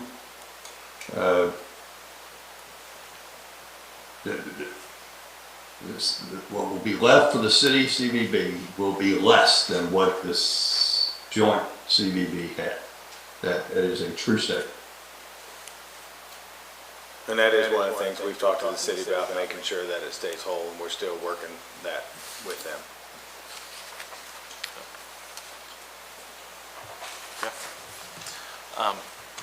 I just have one other question, I think, because I just want to make sure I understand. The convention center tax, that 1%, is collected at the county level, countywide, right? So would making sure that I'm correct, and maybe I'm not, the 7-year vacancy, since we've had a convention center, that escrow fund would stop at that point in time that we create this, and then we would start collecting a new fund, and those funds would not be commingled or could not be, obviously they go to the same project in the end, but so the 1% would be the county's duty through this entity from there on, and not the existing entity to collect or the cities at that point in time. Is that right? Eddie, I believe that is correct. That 1% would not go to your Sports Tourism Commission. What we're envisioning through these two ordinances is that you will probably open up a new escrow account. So probably some point in your future there'll be an order authorizing the treasurer to open up a new escrow account. So all of these monies will then go into that escrow account. You will once a month take 50% of that money, Fiscal Court order, You will transfer 50% of that to the Sports Tourism Commission. You will hold the remaining in escrow. There'll be a portion of that which will be for either fine arts or convention center instruction, and there'll be a portion of that that will be for convention center operations. But so basically 16%, I think is the math, will be held in escrow, and 33% will also be held in escrow, but you're obligated to make the grant payments out of that 33% already. And do I recall correctly, maybe I cannot remember, to be honest, we're allowed, wasn't there a court ruling about interest earned on that those funds, while they're being held in escrow, that they had to be committed to that same project? Is that? I believe that is true. And I don't know there was a court ruling. I think it's an attorney general opinion that you don't get to the interest, since it's the money is for a dedicated purpose, the interest should also be for that dedicated purpose. That's good to me for now. Thanks. All righty. Eddie, thank you very much. I hope you have a great birthday and go celebrate with your family. All right. Okay. Thank you. Thank you. All righty. Next agenda item, approval of minutes from a public hearing of November 21, 2024. Any questions? I made a few changes on the minutes. Okay. I forgot an in-person testimony of Kenny Hawkins. I added that. And then the paragraph before the adjourning of the public hearing, I added rent compare, rent cafe, and the new comp plan map within that paragraph. Okay. Thank you, Kim. All righty. Any questions from our regular meeting of November 26, 2024? All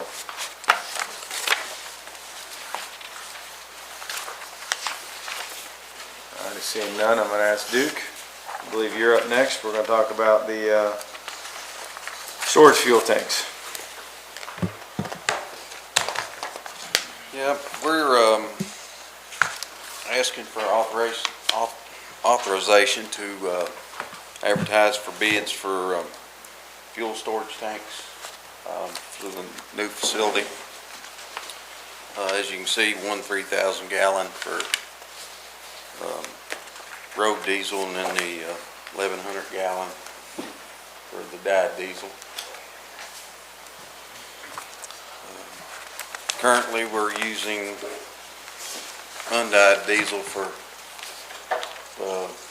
off-road equipment and everything. We're really, I mean, it's, yesterday there was a quarter difference in the gallon. It's costing. I mean, it won't take us long to pay for this tank, by doing this. And it allows to, currently Robinson's coming in once a week to refill our fuel tank. We got a 1,000 gallon tank. And then in snow events, he's coming in twice a week. So, This is something we've talked about for years. I still don't know why we don't have an off-road down there yet, but Squire Blackburn. I know you have an estimated guess about how much you think these bids should be, and I'm not going to ask you that purposely. we're expecting them, You don't have to No, say. I'm asking you, please don't tell me. Judge, I will ask, because I keep bringing that up, could we start getting that, we have a financial impact, just an account number. I'd love to know an estimated amount for our purposes. Okay. And is this budgeted within the scope of that project, or so far? It is. Okay. Yes, sir. Okay. So if it's okay, I'll have Amy send that to you afterwards. Just no If we sense could start saying putting it them out on loud, any 'cause bid it's gonna go out for items, bid. that'd be great. Any other questions for Duke on this?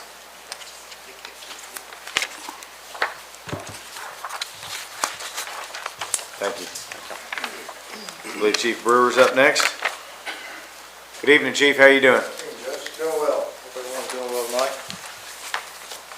So this item is authorization to award a bid for fire department SCBA equipment. If you recall, earlier in the year, we were awarded the AFG grant for new FCBA's. So we advertised for bids for 17 SCBA's, 34 cylinders, and then 41 face pieces. bids came in, within the allotted amount for the AFG grant. We're requesting authorization to award that bid. If you see in the financial impact, it talks about what the AFG grant said we were awarded for the project. There's a little bit of a cushion in there, and we may be able to go back and try to expand it and use that full amount of money. This was, as it being a grant, was not budgeted, so it will require a budget amendment at some point with a 10% match that we'll work with the treasurer to figure out. Okay. What questions do we have for the chief on this one? Squire Sebastian. Thank you, Judge. Chief, thanks for being with us tonight. And again, I just want to say congratulations on the receipt of the grant. And I have to give kudos not only to you as the subject matter expert there in the fire department, but to our former grant writer for the tenacity in going after these funds and actually getting them.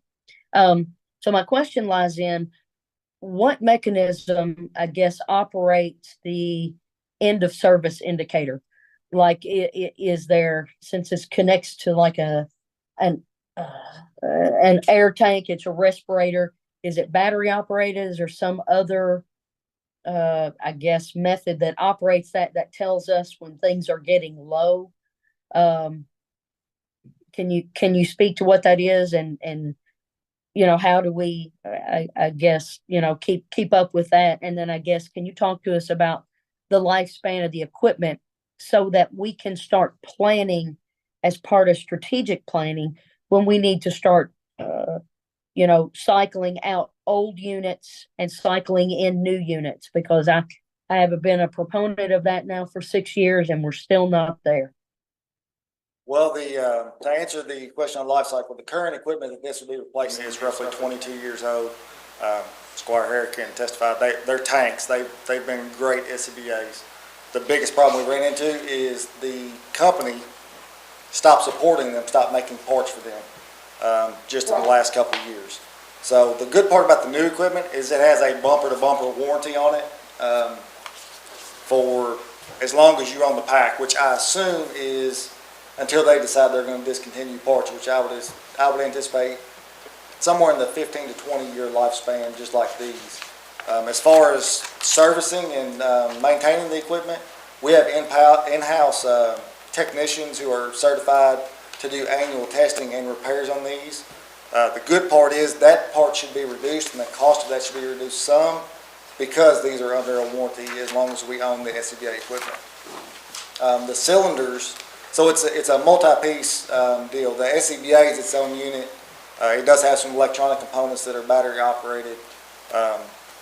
But like I say, with this. So is that, go ahead. That battery that's in there, is that something that is a rechargeable battery or is it some kind of atypical battery that goes in it?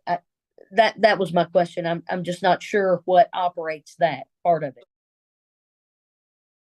AA standard batteries. So we can go to Walmart. We just have to stay within a certain brand that they're certified with. But they operate off typical batteries. Okay. So some kind of lithium battery, I'm sure it's probably that. Yeah, it's just a standard Energizer or Duracell battery that you can buy at Walmart. Okay. All right. So in your estimation, should we start looking at preparing to cycle out maybe a quarter of these units, and project that out, let's say 12 years from now, because that will put us, if we cycle out a quarter of units in the 12th year, the 13th year, cycle out another quarter, the 14th year, cycle out another quarter, or the 15th year, cycle out that final quarter? Or should we go to some other less, I'm just trying to figure out a way where we get ahead of cycling out all old equipment rather than waiting till the very last final moment when our backs are against the wall. And it's not something that we feel confident in putting our personnel in because we don't have the ability to, that we have non-supported equipment again. I'm just trying to get my hands around that. And I've asked for that for quite some time, and I'm hopeful this next strategic planning committee we will start putting that in place. Yes, and to answer that question, that's something we are very committed to at the fire department, is trying to get everything where it's a cycle, where it's, this year you buy this many, this year you buy this many. The thing with the SCBA equipment is you run into NFPA guidelines. So every so many years, the NFPA comes out, so there's safety features that are on this new equipment that was not part of the old equipment. So some of that will be identified around these cycles of NFPA when they come out, because you don't want SCBA equipment that is compliant to 2 different NFPA cycles, just to make sure that, that everything's works together well. But that between that and anticipating working with the dealers to know kind of what they're seeing coming down the line, because that's one reason we really started budgeting for some of these pieces of equipment a few years ago, is because they were telling us, hey, within a year or 2, you're not going to be able to get the parts for these anymore. Well, I really want to keep this on the radar. I know I've spoken to your predecessor. I think you've been in the meetings too when we started talking about, cycling out equipment. And so I just want to keep that on everybody's radar. So I will continue to bring that up in strategic planning, and that way we can, kind of start getting some schedules available. And again, I do know, and I do understand that, when the National Certification Board starts giving you a window, then that speeds things up. But if we can start kind of looking at a schedule now, that helps prepare us for when that information kicks in. And that kicks in kind of late in the process, maybe at times, when they tell us, oh yeah, 2 years from now, we're going to start, we won't support X anymore. So that puts us perhaps 2 years behind the schedule. But we just need to start talking about that stuff now. So thank you. I just want the court to keep in mind, every time one of these packs is on, it's in the severest of situations you can put them in. You go into a burning house, they get hot, We're probably on packs that we received in 2002 when I was there. They're updated every 4 to 5 years. So with that being said, we're probably 5 series behind on the packs that we have. Just remember there's a life in those. When they go into a house, your house, anybody's house, that's why we have them. Yes, it's great to budget. Yes, it's great to know what's coming, and we should get a schedule going. But I just want everybody to keep in mind that's a life involved every time one of those put on.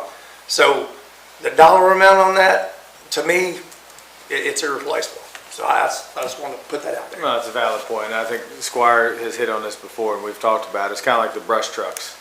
Buying 3 at the same year. So at least this time we spread them out a little bit. And that's so they wouldn't have to be all replaced at the same time. Squire Blackburn. I want to touch on something that Squire Harrod said. The Franklin County Career and Tech Center, in cooperation with the city fire department and the Board of Education, has a fire science class taught by Captain Davis. And I see those guys, when I'm taking my guys out and girls to go build on the house that we're working on, I see these guys coming out in full gear with SCBAs on, and they're putting through confined spaces and wires. So even though we're replacing them, there's some of these that are still getting a 3rd life, 4th life with these kids putting them on and seeing what it's like and get an opportunity to learn that. And that's just a statement. But I have a question. You had mentioned earlier that the allocation for the grant was, or the allocation was 184, and then the bid was 171. And you said we had some wiggle room. I'm all about spending $900 for 9,000. So you think we can get another one in there? So typically in this grant, they will allow you, as long as it works within your project scope, they'll allow you to alter it based on the pricing that you've got in. The one good thing about this equipment that we're going to possibly look at seeing if we can get permission for. Our new SCBAs have an accountability tracking software that you can incorporate into it to where you can actually see where people are on the scene, and when they fire that SCBA up, it automatically shows them. You go in a zero visibility environment, you can pinpoint where they're at. And at. it also reports back how much air they have, how long they've been on air, so it gives you a lot of that information as well. If they hit a mayday, it sends you an alert. So, I mean, it's a really newer piece of technology. I was looking at the that specs on it, it's impressive. Yeah, it's good equipment. I got one more question. You mentioned that some of the requirements from the industry, some of your equipment maybe not be completely there, but this equipment has stuff on there now, like you said, 5 generations behind or whatever. Is that going to change our ISO rating? Is it going to improve it? It doesn't change anything for the ISO. Basically, NFPA comes out, so back in 2002, just for an example, your SCBA had to let you know when it was down to a quarter of your total air volume. Now they've changed that to 35% because it gives firefighters more time to get out of the structure. So it's just safety features like that. Have to have multiple ways to let you know, hey, you're getting low on air. So it's got actually visual indicators that you can watch your air go down instead of having to pick up your gauges and look at those. So it's just much more safety incorporated for the firefighter themselves. So I guess the only thing I want to add to this, if it's in the scope and the funds are allocated, I wouldn't mind amending this to try to get one more. You know, have 18 Saying of if them. there need to be a little bit more money put in for it? The amounts that are listed in here shows the total that was allocated or awarded, which is $184,400. The bids came in, and typically we can award this bid, and then I would have to confer with Grant Ryder and the AFG personnel that we can just add those in as long as it falls under the pricing guidelines. We can just adjust those quantities. Is that a possibility? I don't know about checking, but I Yeah. would imagine it is. If it was something we had to come back, we could always come back, but I would think, I'm pretty sure from talking to some of the reps that it's not as big of an issue to adjust those numbers with approvals. Yeah. I think we just have to send something into the AFG, grant executors or whoever, and then let them make a determination on it. And if we did it, you know, I've done rough math. I know we got 34 cylinder valve assemblies, which isn't, and 41 face pieces. So I just divided by 17. It gives us about $9,800. It's $900 more to get one more for the courts, our tax money. Yep. To put a fireman in the best technology that protects them and keeps them safe, I'm all for it. Yep. Could we amend that to authorize the full amount of the $184,000 for, instead of the $171? Would that be sufficient? I'm gonna ask Max, is that okay? I don't see why not. Okay. We'll change that, we'll approve the amount and then you work your magic. I didn't mean to throw a wrench. No, it's not, no, I think we're all thinking the same Not gonna thing. hurt my feelings at all. No, yeah, he's happy to spend more money. Oh, go ahead, Scar. Since it's been brought up, you know, something I've been thinking about for the last 2 years while we've been here in the budgeting process is we need to sort of think like so many nonprofits endow, you know, certain activities like roofs and things like buildings. I really think in the next budget year we are to start thinking about long-term the equipment that's needed and putting some amount away to grow on its own and maybe adding every year based on how that growth happens to be available to a department when the need arises, whatever point that may be. The fire department is the one that needs the most costly equipment most regularly, it seems, but since we seem to have replaced a lot of equipment in the last 2 years, it's going to all come due at one point in time, you would think, in the near future. So if we can start thinking about that and maybe putting or directing our staff to put a line item of some of the amount based on maybe what kind of interest rates we're getting with that cash vest system right now, to set that aside as part of your budgeting process this year. I'd really like to see that. Definitely something to go. Oh, I'm sorry, Squire Sebastian, thank you. Thank you, Judge. I think to address that point, that's something that the Strategic Planning Committee has discussed in the past. I think it'll get some new life when the Strategic Planning Committee meets this month. It hasn't met in a few months, so it's time for it to meet to talk about these bigger issues. Squire Black. Squire Sebastian, I want to echo you. The fire committee has talked about having a schedule. It's been some time, but I know you have schedules in your big book back at the station. You know how long your ladder truck should last, you know how long that is. But I think having that available to the whole entire court so we can budget, as Squire Sebastian and Squire Wisman said, we're all on the same page, we just gotta get it together. Squire Tanner. Well, I don't want to dwell on the same subject everybody else is. We got off of these into the whole big picture of our committee, and I'm on that committee. And we definitely need to look at how we need to roll things over and get in on a schedule. But there is one thing I want to add, or just as a comment. Squire Harrod talked about how, and you all do, the protection for the firefighter when he have this on. This is also for the benefit of the person who may need the firefighter. It's not just him. If they have the ability to do their job more efficiently without any harm to them, they can rescue somebody else or whatever. So it's a bigger thing than just one person. Could be a lot of people. I agree. Thank you, Squire. All right, Chief, thank you. All right, next I believe Ben's coming up. Here to talk about a zone change that's on the books. Go ahead. Hey, Ben, good evening. How are you doing? Judge? Yeah. I'm sorry, can I have just a point over here? I've got one question in regard to tab 6 that I did not ask, and if the tourism director's still there, I guess the question really would go to that person. No, she left. And I can't see in the room. They've already left. All right, well, I'm going to go ahead and ask my question, and maybe it can be made a note of to follow up. Because in item 6, VRBOs, Airbnbs, et cetera, were included as part of the entity that funds would be received from for taxing purposes. So I just want to follow up and find out, how do we know that all of those within the county are being, and this could be something for our planning office to weigh in on as well, that the VRBOs, Airbnbs, et cetera, how do we ensure that we're collecting all the funds from those? The hotel rooms, we certainly know.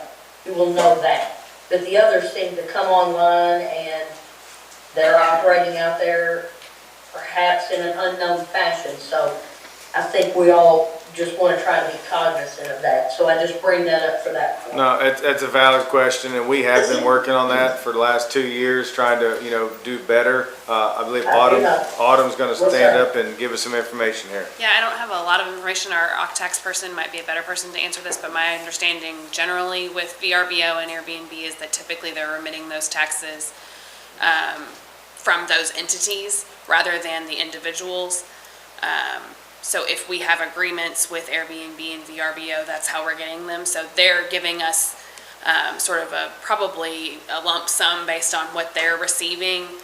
And it's difficult probably for us to tie that to the individual registered STRs that we have in our community. I don't know if that answers your question, but that kind of gives a little bit more context at least.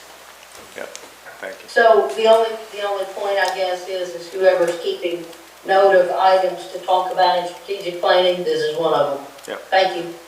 All right. Thank you, Squire. All right, Ben, how you doing this evening? Doing well. How's the court doing? Doing well, thank you. We're having fun. Everybody having fun yet?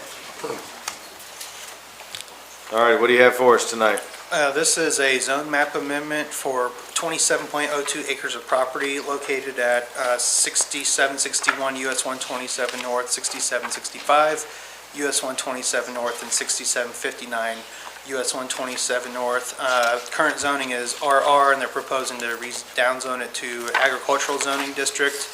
Not going to provide any testimony for our usual, but I will say, if you look at the ordinance as it was drafted, at the fourth whereas, there is a typo in that last sentence there. It should be recommended to the fiscal court approve the zone change. I think the draft that went out in your packet said denied. The court clerk should have it amended and should be good to go for the second reading. Okay, thank you for the clarification. Squire Wisman.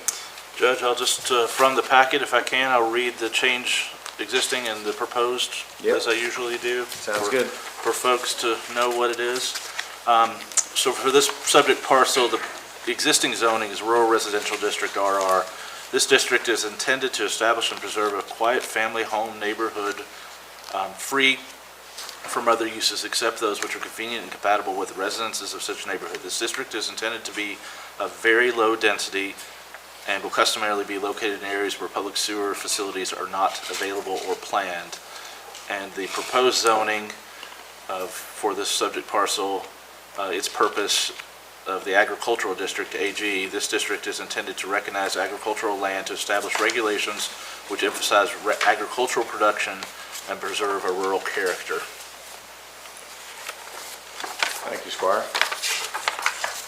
All righty, any conversation? This is out Squire Harrod's district, I'm correct? just gonna say, I've not received any calls or complaints on this zone change, so. Okay, thank you. Yep. Squire Blackford, but let's look at Max before you talk.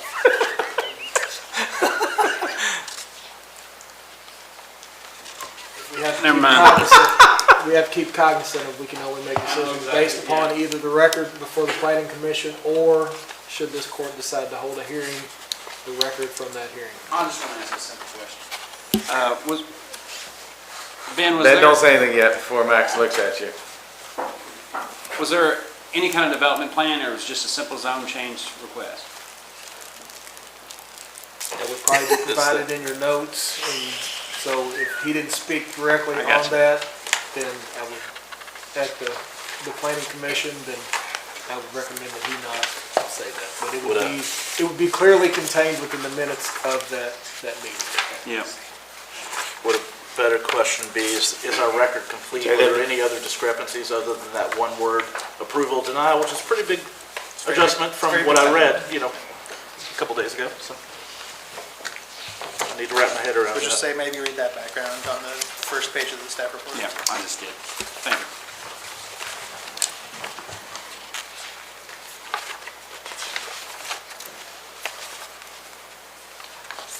Everybody good on this one? Yep. Ben, thank you. Thank you. Alrighty, this next agenda item, Max jump in if I don't do something right.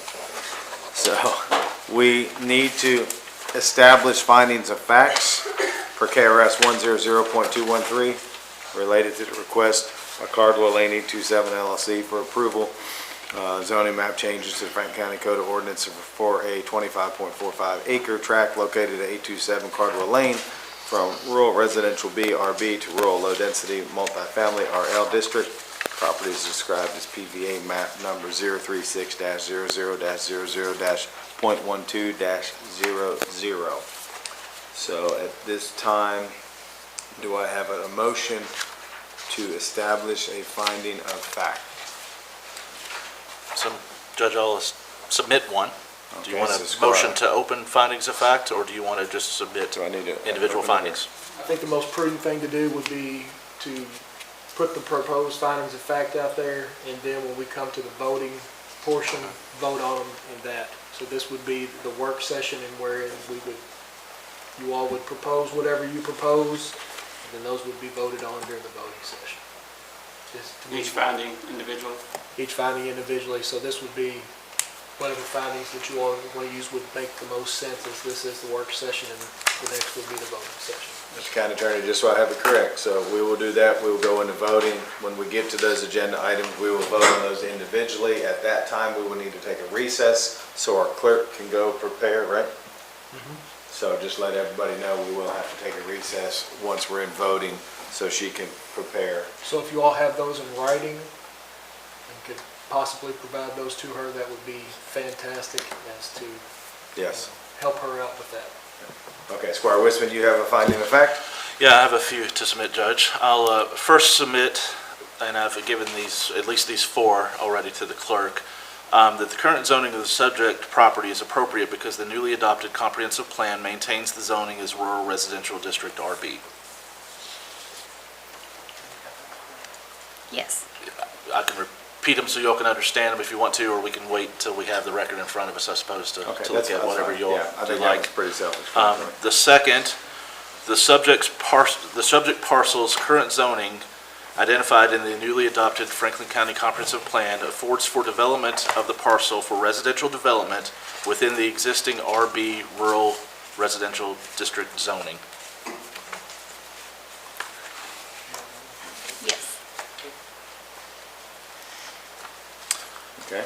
next. Per the most recent enacted 2024 to 2030 Kentucky Highway Plan, the Department of Transportation has no current plans to improve Cardwell Lane between US 60 and the I-64 overpass. I have that one. And a final fourth one, and I'm considering another, but fourth, there is not currently, keyword, adequate sewer to meet the demand proposed by the owner-developer and the developer's request for rural low-density multifamily district RL zoning. I have that one. Anyone else? Okay, thank you, Squire Wisman. Anyone else with findings of fact? Squire Blackburn. And I'm just going from our own county staff report. The comprehensive plan, future land use plan, designates the property for suburban residential.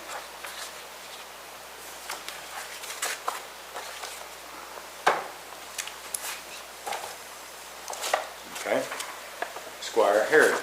On the same lines as that, the staff recommendation for the following findings of fact. The rural low-density residential RL zone district is an appropriate zone district for the suburban residential land use and designation. Based on those findings of fact, the staff recommends approval of the zone map amendment. Okay.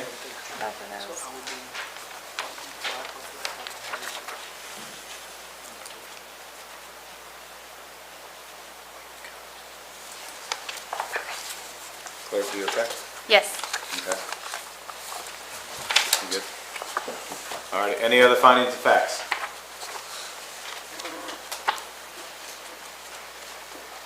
Do I need a motion to close findings of facts, or what do we do since we're not in voting session? Move on next agenda. Is everybody okay? I just want to make sure everybody's been heard. Sure. Yep. Hand up. Okay, all righty. Thank you, Court. All right, the next one is, I guess we can't really talk about this, can we? I mean, it's the second reading approval of ordinance amended to the table of ordinances, section 1 zoning map changes of Franklin County Code ordinances for a 25.45 acre tract located 827 Cardwell Lane from rural residential BRB to rural low density multifamily RL district. The property is described as PDA maps number 036-00-00-.12.00. So, we really have nothing to discuss there right now. Okay. Next, I believe Amy is with us. She walked out a second. Did you walk out? Might want to grab her. Okay.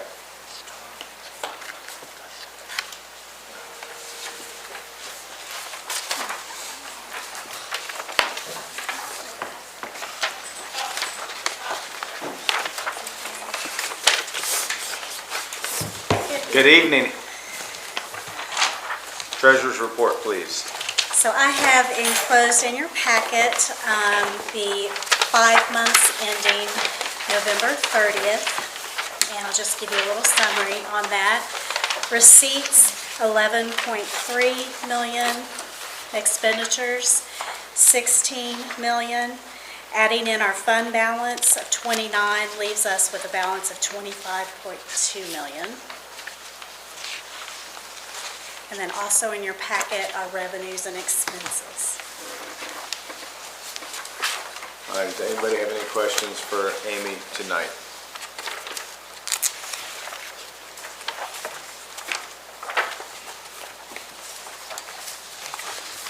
All righty, Amy, thank you. All righty, payment of claims. Does anybody have any questions on claims for Kim tonight?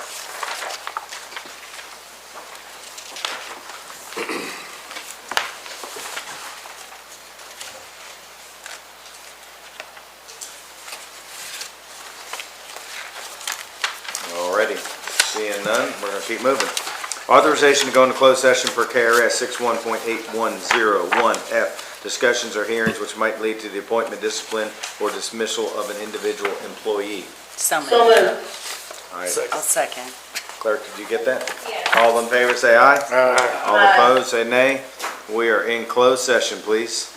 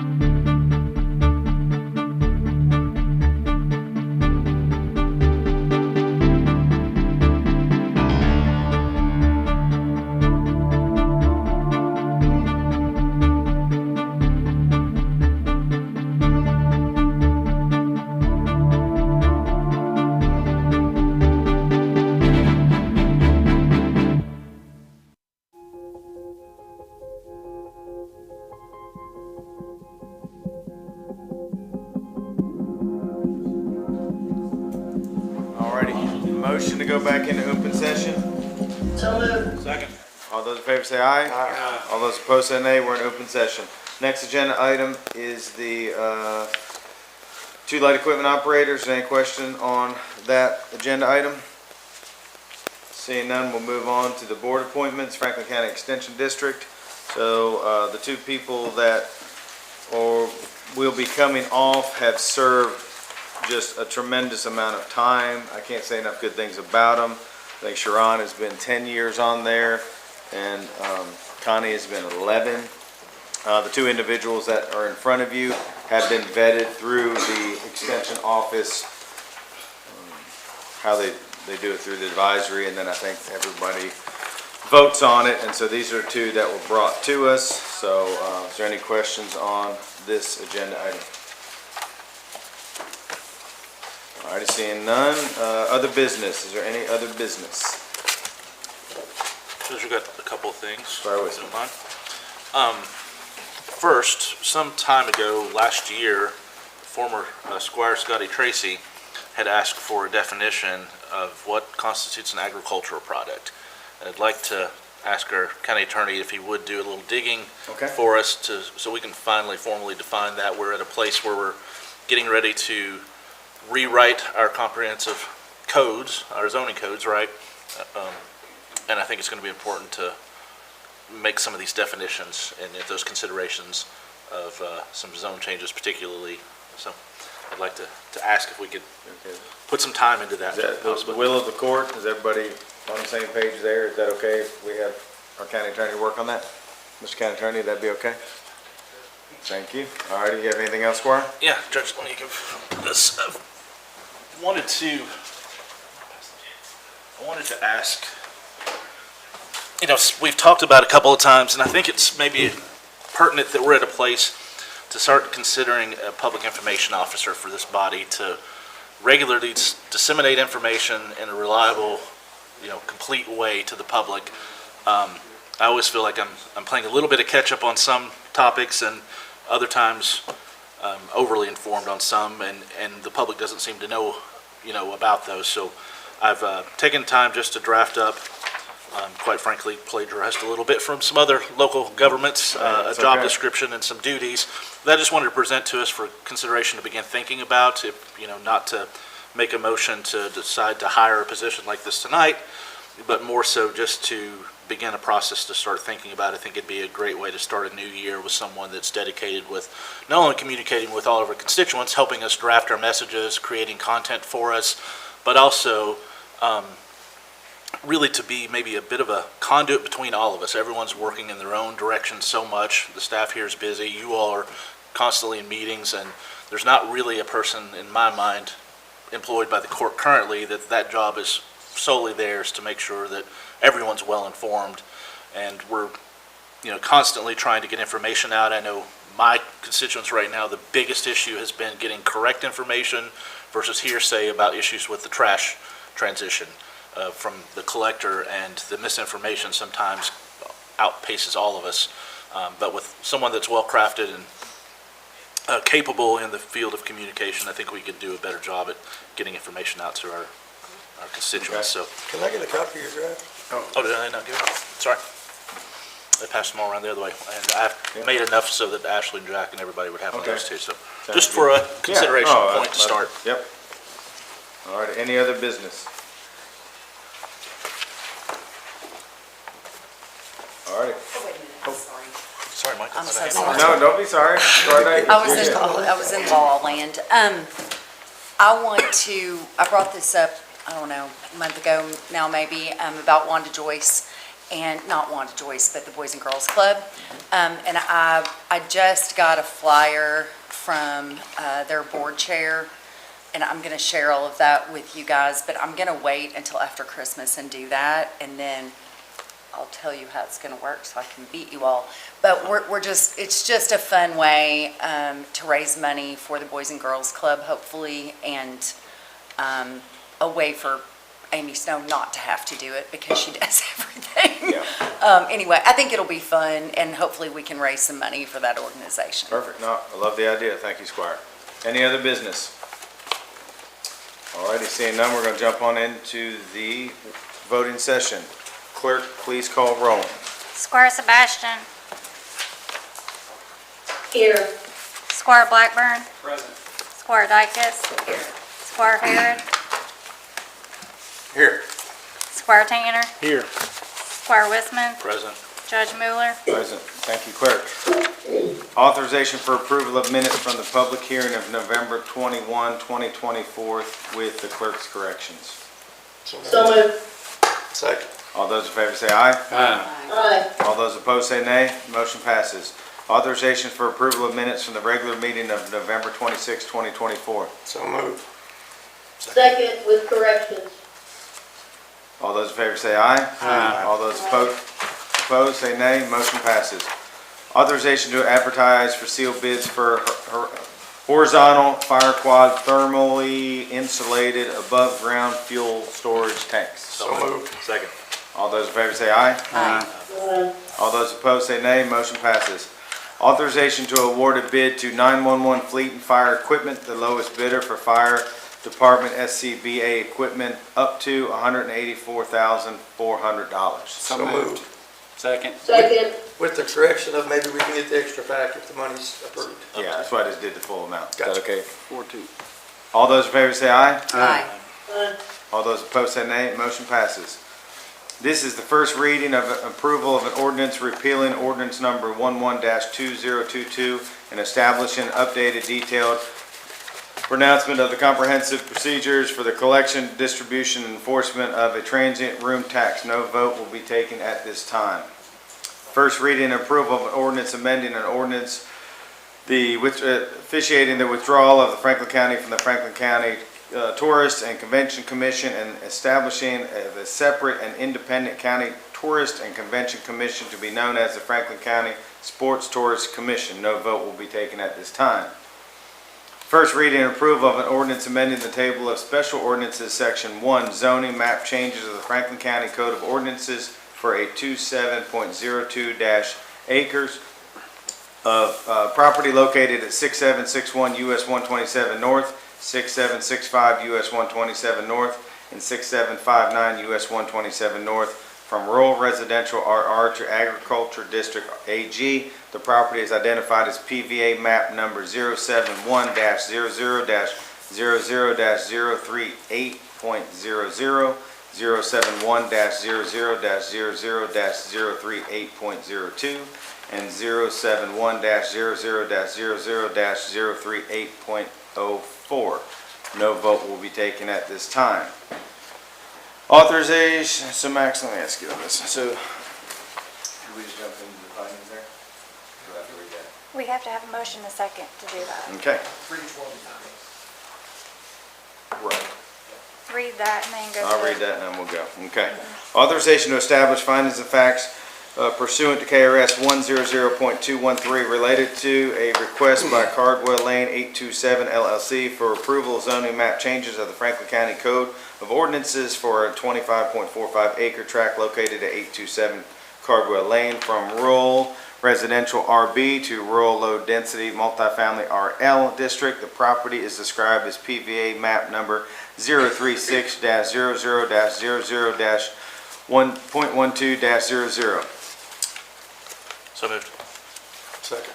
All those in favor say aye. Aye. All those opposed say nay.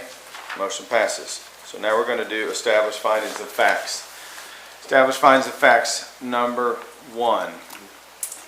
The current zoning of the, so Squire Sebastian, there was just before we start here, there's a word left out. It's the current zoning of the subject property is appropriate because the newly adopted comprehensive plan maintains the zoning as rural residential district.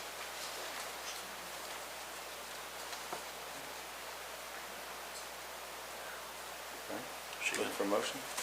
I'll move That to was a approve. motion by Squire Wishman, I believe, or It to was? start. Mhm. I think now the procedure would be, is there a second for that? I second. Okay, clerk, please call roll. Squire Sebastian. No.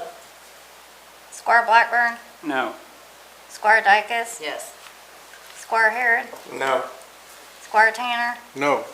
Squire Wisman, Yes. Judge Mueller, No. Motion fails. Second finding of fact that was motioned by Squire Wisman. The subject's parcel zoning identified in the newly adopted Franklin County Comprehensive Plan affords for development of the parcels for residential development within existing RB Rural Residential District zoning. Move to approve. Do I need to? Yeah, so motion by Squire Wisman. Is there? Second. Okay, clerk, please call roll. Squire Sebastian, No. Squire Blackburn, No. Squire Dykus. Yes. Squire Harrod, No. Squire Tanner, No. Squire Wisman, Yes. Judge Mueller, No. Next finding of fact. Per the most recent 2024 through 2030 Kentucky Highway Plan, the Department of Transportation has no current plans to improve Cardwell Lane between US 60 and I-64. Motion by Squire Wisman. Second. Clerk, please call roll. Squire Sebastian, No. Squire Blackburn, No. Squire Dykus, Yes. Squire Harrod, No. Squire Tanner, No. Squire Wisman, Yes. Judge Mueller, Yes. Motion does not pass. Finding of fact, there's no currently adequate sewers to meet the demand proposed by the owners, developers, the developer's request for rural low-density multifamily district RL zoning. Move to approve. Yes, motion by Squire Wisman. Is there a second? Okay, motion fails. Number 5, finding of fact. The comprehensive plan, future land use plan designates the property for suburban. So moved. Second. Clerk, please call roll. Squire Sebastian, Yes. Squire Blackburn, Yes. Squire Dykus, No. Squire Harrod, Yes. Squire Tanner, Yes. Squire Wisman, No, and Judge, you've missed the word residential, sorry, suburban residential. Yes, it is. Or even that. Oh, I apologize, Bert. Judge Mueller, Yes. Motion passes. Finding of fact number 6. The rural low-density residential RL zone district is an appropriate zone district for the suburban residential land use designation. Move for approval. Second. Clerk, please call roll. Squire Sebastian, Yes. Squire Blackburn, Yes. Squire Dykus, Yes. Squire Harrod, Yes. Squire Tanner, Yes. Squire Wisman, I'll say no. Judge Mueller, Yes, motion passes. That is all of our findings of fact.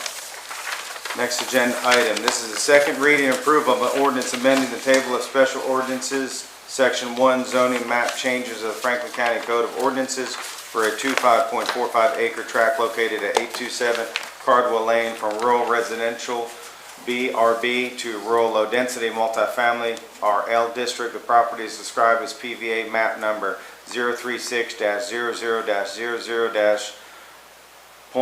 036-00-00-.12.00. So moved. Second. Go ahead and call roll on this one, please, clerk. Squire Sebastian, Yes. Squire Blackburn, Yes. Squire Dykus, No. Squire Harrod, Yes. Squire Tanner, Yes. Squire Wisman, No. Judge Mueller, Yes, motion passes. Authorization to receive treasurer's report. So moved. Second. All those in favor say aye. Aye. All those opposed say nay. Motion passes. Payment of claims. Is there a motion to deny any of payment of claims? No. No motion was made. Let the record reflect claims are to be paid. Authorization to approve the appointment of Greg Wells as a light equipment operator / driver. So moved. Second. All those in favor say aye. Aye. All those opposed say nay. Motion passes. Authorization to approve the appointment of Robert Conaway as light equipment operator / driver. So moved. Second. All those in favor say aye. Aye. Aye. All those opposed say nay. Motion passes. Authorization to approve a board appointment of Kazi Havit to the Franklin County Extension District Board with a term ending December 31, 2027. So moved. Second. All those in favor say aye. Judge, and I just want to say thank you to Sharon Jackson for serving on that board for so long and doing such a wonderful job. Thank you. Beat me to it, but yes, we all are very appreciative.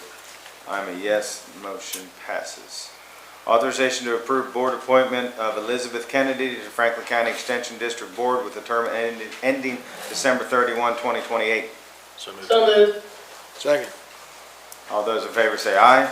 Aye. All those opposed say nay.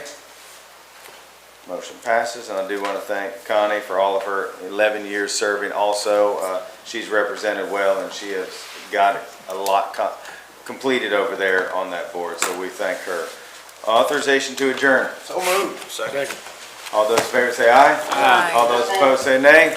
We're adjourned. Thank you.